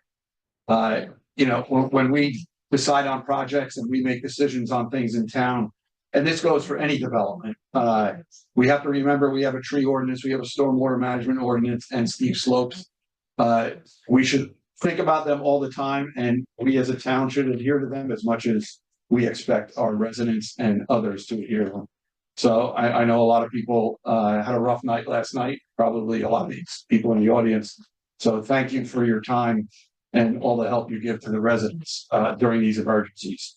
With that, I hope everybody had a happy Hanukkah, and I wish everybody happy holidays and have a Merry Christmas. Thank you, sir. Councilman Roy. I'll be similarly brief. The mayor spoke about all of the events, and I share his opinion of just everything wonderful that's gone on in the township recently. And I'll just say my thank you, since it is the holiday season, to our entire staff within the township, all of the volunteers who serve us, particularly with the holidays. Everybody is, we still have people here on duty or standing by and ready to go in case anything happens. So I genuinely appreciate all the people who are here to serve, and everyone that we work with throughout the year. Mr. Diarco, Mrs. Kieran, Mr. Roya, Mr. Sullivan, and all of our professional staff here, and my fellow council members. So thank you for all the hard work this year. It's a pleasure to serve with you. Thanks, sir. Councilwoman McGrath. Thank you. I want to thank Allie Droz for hosting Allie's Elves. It's really a fun, inclusive event. I know actually many of our volunteer first responders were there, making cards and spreading cheer. And I just want to thank Allie for being such a wonderful example of Verona's giving spirit. I really enjoyed the town Hanukkah celebration. I also attended a technology presentation that the school district offered, and I just want to thank them for providing that safety information to families. The Shade Tree had a meeting where they discussed some goal planning for 2024. The Multicultural Inclusion and Accessibility Advisory Committee meets this Wednesday night at 7 p.m. And I just want to wish everyone happy holidays and have a healthy and safe new year. Thank you. Thank you, Councilwoman. Councilwoman Howell. Thank you. I just want to comment that the Verona Recreation Advisory Committee meeting was held after our most recent council meeting. And that I really want to thank the volunteers of that committee that broke into subcommittees and worked on preparing 2 reports. I believe the council has received one of the reports on Everett Field, another one regarding pool fees is anticipated. And I just really want to appreciate all the effort that they put into that. I want to wish everybody happy holidays. I did attend our menorah lighting, and I know that we have another major holiday coming up at the end of the week. So I hope everybody remains happy and healthy. And as a final point, I just want to note that if anybody is struggling this holiday season, that we do have the winter moratorium program and that you can get utility assistance. Thank you. That concludes my report. Thank you very much. This time I'm going to open for public comment on any matter that anybody would like to speak about, being that it is a little late. Public comment is open. The same public comment statement applies. We haven't had any, we only have people leave the meeting, so I think we're in you. Any public comment from anybody in the room? Seeing none. There are no hands at home. It's fine. I'm going to close public comment, and we are going to move on to our adoption of proposed ordinances. We have 2 ordinances on the agenda this evening. The first is an ordinance on second reading, number 2023-47. Madam Clerk, would you please read the title of 2023-47 into the record? Creating Chapter 386 of the Code of the Township entitled Privately Owned Salt Storage. Thank you, Madam Clerk. Would somebody please move this ordinance? So moved. The motion is made by Councilwoman McGrath. Is there a second? I'll second. Second by Councilman Roman. At this time, I will call for any council comments on this item. No? All right. At this point, we'll have our public hearing on ordinance number 2023-47. Same public comment statement applies, but we are related to this ordinance. None, I'm going to close public comment. Any further council discussion? Hearing none, Madam Clerk, would you please call the roll? Councilwoman Holland, Yes. Councilwoman McGrath, Yes. Councilman Roman, Yes. Deputy Mayor McAvoy, Yes. Mayor Tamboro. Yes. Mayor ordinance 2023-47 passes 5-0, and it will be published according to law. Thank you, Madam Clerk. The next item on the agenda is ordinance number 2023-48 on second reading. Madam Clerk, would you please read the title of this ordinance into the record? An ordinance implementing voter-approved increase to the Verona Open Space Recreation Farmland and Historic Preservation Trust Fund by amending Chapter 62-2 of the Township Code. Thank you. Do I hear a motion? So moved. Motion by the Deputy Mayor. Is there a second? Second. Second by Councilman Roman. Now it's time for the public hearing on ordinance 2023-48. Same public comment statement applied.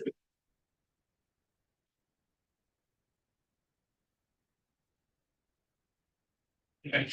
Seeing no comments on this, I will close public comment.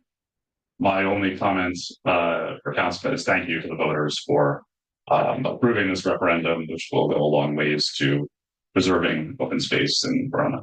Any other council comments? Hearing none, Madam Clerk, please call the roll. Councilwoman Holland, Yes.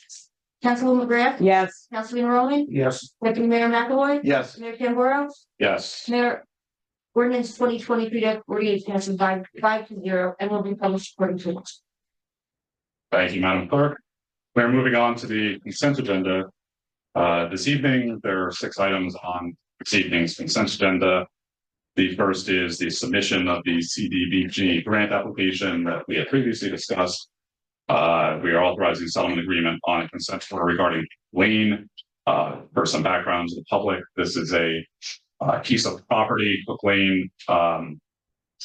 There was the ownership of Cook Lane was nebulous. Is that a fair statement, Mr. Diarco? Yes, sir. And it had come up when we were determining whether to improve the road. It's currently a gravel driveway, and we could not, in order to pave that and improve it, we would have to make it a full-size road. In conversations with property owners, the property owners have on that road has determined that they would like to make it a driveway, and they filed a complaint to is that the proper term, Mr. Diarco? It's not exactly a complaint, it's just a procedural. It's all basically what happened was the ownership of Cook Lane was unknown. So it wasn't that we were giving it or anyone owned it. So it's an action to quiet the title. And the township didn't object to the current property owners actually split the property in accordance with the documents. You see the packet tonight. To quiet the title, so the title to that property will be theirs. It will be maintained as a private road. So basically the gravel driveway, as you described it, will stay a gravel and go to those 2 houses who will now own the gravel driveway. Thanks, Mr. Diarco. The next item is authorizing a contract with, I'm sorry, Mr. Wyatt. It's 10 o'clock. You got to give me a little slack. Authorizing contract with DNS Media. The 4th item is refunding escrow. 5th item is a tax lien redemption. And finally, a resolution to go into executive session. Mayor, I don't know if you mentioned there's 1 set of minutes. There's 1 set of minutes. I'm sorry. Thank you, Councilman. On the other page, the November 13, 2023 minutes. Would somebody like to move the consent agenda? So moved. Motion is made by Councilman Romanus. Second. The second is by Councilwoman McGrath. This time I will open for public comment on the consent agenda only. The same public comments, same implied. Seeing no public comments, I will close public comments. Is there any council discussion on any items? All right, seeing none, Madam Clerk. Councilman Holland, Yes. Councilwoman McGrath, Yes. Councilman Roman, Yes. Deputy Mayor McAvoy, Yes. Mayor Tamburro. Yes. Mayor, resolutions T1 through T6 will be numbered 209 through 214. Thank you. We do have an addendum on this meeting. The first is a resolution with budget transfers. This is a normal part of the process at the end of the year, because the council approves a budget at the beginning, it's more in the middle of the year. If there's any expenses that go outside of that, the administration has proposed moving money from one budget line to another. The second is the resolution approving the 2022 FEMA Assistance Firefighters Grant, because we accept the grant, but we do pay full pay related to that. And the third is approving 2024 Township towing contractor. Would somebody like to move the addenda? I think we can do all of the resolutions at once. So you're moving at 1, 2, and 3. Yes. Is there a second? Second. Second by Councilwoman Collins. This time I'll open for public comment on the addendum only. The same public comment statement applies. Let's see how many times I can say that in one night. Seeing no public comment, I will close public comment at this point. Is there any council discussion? I just have one item. Jayco Towing is listed as one of the approved towing contractors. I believe this was the contractor who came before us for a public hearing last year. And I would just like to hear it if possible, if they have corrected the deficiencies that necessitated there not being a contractor previously. They went into a voluntary period of suspension as a towing contractor. Now that would be over. That's correct. They met all the criteria set forth by Mr. Loy and Mr. Diarco, and they've been back on the rotation. Any questions regarding that? Nope, thank you very much. Any other council comments on the agenda? Hearing none, Madam Clerk. Councilman Holland, Yes. Councilwoman McGrath, Yes. Councilman Roman, Yes. Deputy Mayor McAvoy. Yes. Mayor Tamboro. Yes. Mayor M1 and M2 will be number 2023 dash 20, I'm sorry, 215 and 26. As far as our new and unfinished business, our first item N1 is to our rent control board. Ms. Maria Verona, would they like to move this appointment? Motion is made by the deputy mayor. Is there a second? I'll second it. Second by Councilman Roman. Any discussion on this appointment? Hearing none, Madam Clerk. Councilwoman Holland, Yes. Councilwoman McGrath, Yes. Councilman Roman. Yes. Deputy Mayor McAvoy. Yes. Mayor Tamboro. Yes. Mayor, with board passes 5-0. Thank you to Mrs. Barone for agreeing to serve on our rent control board. Our next item is a discussion is an ordinance on lead paint fees. Mr. DiArco, is this something we might be able to do in January? Yes. Okay. All right. Is there any other? January. We'll move it to We'll move it to January No, yeah. for discussion. I know that the gallery would love to hear more about lead paint fees, but we'll save them that for the time being. For any other new or unfinished business to come before the council. Hearing none, I will open one last time for public comments on any item that anybody would like to discuss. Seeing none, I'm going to close public comments. We have already made our motion to move into executive session. I would just like to thank the members of the public for bearing with us for a comprehensive but very informative presentation, and the members of our all of our departments, especially our volunteers, for being here for the entirety of the meeting tonight. Just know that you all get to leave and I will be here for quite a while. So, have a good night. We'll be taking no official action for the meeting. We already did. We made the rest of the points. Great job.